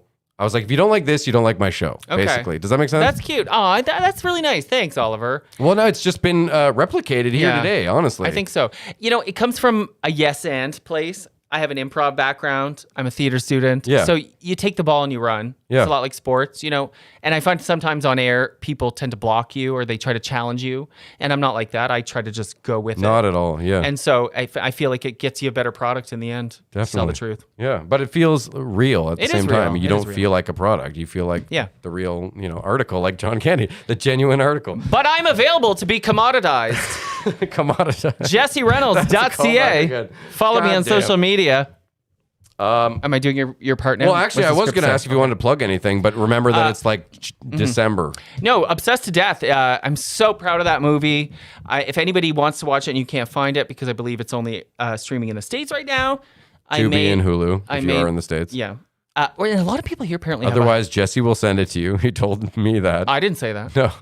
Apparently, a lot of people have a way of hacking the American. It's like American Netflix. Yeah, you get like a VPN that says you're somewhere else or something. A lot of people have been doing it. Apparently, it's easy. I never figured it out, but I may or may not have a link. So slide into my DMs if you want to see it, or I'll send it to Oliver and he can send it to you too. But it's a really fun movie. I'm extremely proud of it. Yeah, please send it to me because I'm going to watch it for sure. So that's my main thing. And then otherwise, I know he doesn't die now. Yeah, I don't die. But I have 2 or 3 death scenes. And you had a prominent role. You had a character name. Bitch, I was number 3. Yeah, you weren't like Jim Rat 4. Oh, no. Yeah, exactly. That's why it's such a big deal. I've been to movies before, but it's always receptionist. Yeah. There's another one, a Christmas one airing now on the W Network called Road Trip Romance, where I play a receptionist, but I'm just a bitch that keeps asking her if she wants water. I don't even have a name. So this one, my name's Gage Iron. Hot. And Sounds so made up. Yeah, well, it is. Well, no, but you know what I mean. Yeah, well. It doesn't sound believable. It's a good movie! I like how you referred to yourself as number 3 because Steve Martin just came out with a new book and it's called something like Number 1 is Walking. Oh. And because it comes from movie sets when the lead actually walks somewhere, they go, Number 1 is walking. Yes! So oh my God. So cool. I have a video in my phone. I'll show you. So, oh my God. I loved shooting this movie because it was my first experience really being treated like a movie star. And it's not because they want to blow your ego up. It's like an insurance thing. It's like a safety thing. You can't leave the set because if something happens to you, if you trip and hurt your face, that affects the whole production. So anytime I'd go to get a coffee, there'd be a PA following me with a walkie-talkie. Number 3 is leaving the set. Number 3 is going to Starbucks. Number 3 is taking a leak. That's a real thing. That's a real thing. Crazy. I loved it. Oh, you like those updates? Yeah. Oh, I just have someone Number follow 3 me with a looking at walkie-talkie. me weird. Yeah. So anyway, please watch Obsessed to Death. Otherwise, if you want to hang out with me, I'm on air 6 to 10 every day. And we'll put your Kingston. socials up at the beginning of Sure. the episode. That'll all be on screen. So Me and my fabulous co-host Monica, 6 to 10 in Kingston, 104.3 Fresh Radio. Nice. And that's it. And sometimes with Welichka. Sometimes with the And Welichka on Lopez. TV. What time do you have to get up at? Sometimes with the Yuck Yucks. Oh, the age Oh, old my question. dad's question. This is the one. Can I pee while you do this? And What? No, you can't. We're almost done. Okay. Yeah, let's wrap it because I got to go. Yeah, too. Yeah, it's me. been a All right. long Yeah, one. it's That's been 2 okay. hours. Get up at 3:30.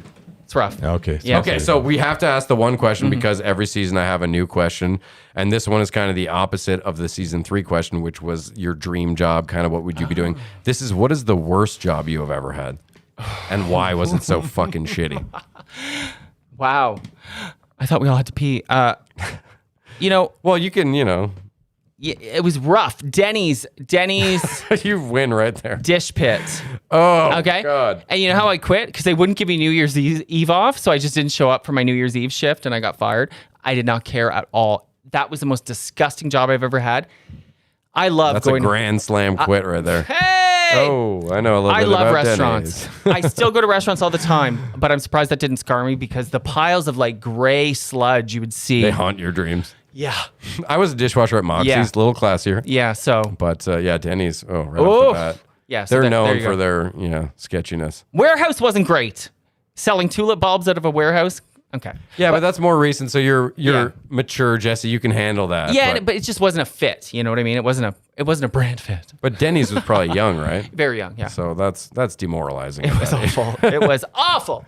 Yeah. Let's end on that high note. Hey! All right, yo, thank This you was so much fun. for Thank coming. you. Were you dude. gonna high five me Yeah, like a we straight always- two I high? usually do. Yeah, double. Okay, there. We got to get those pectoral. Oh, whoa. Okay, turn the cameras off. Yeah, that's all right. Good night, Pink Whitney. Bye.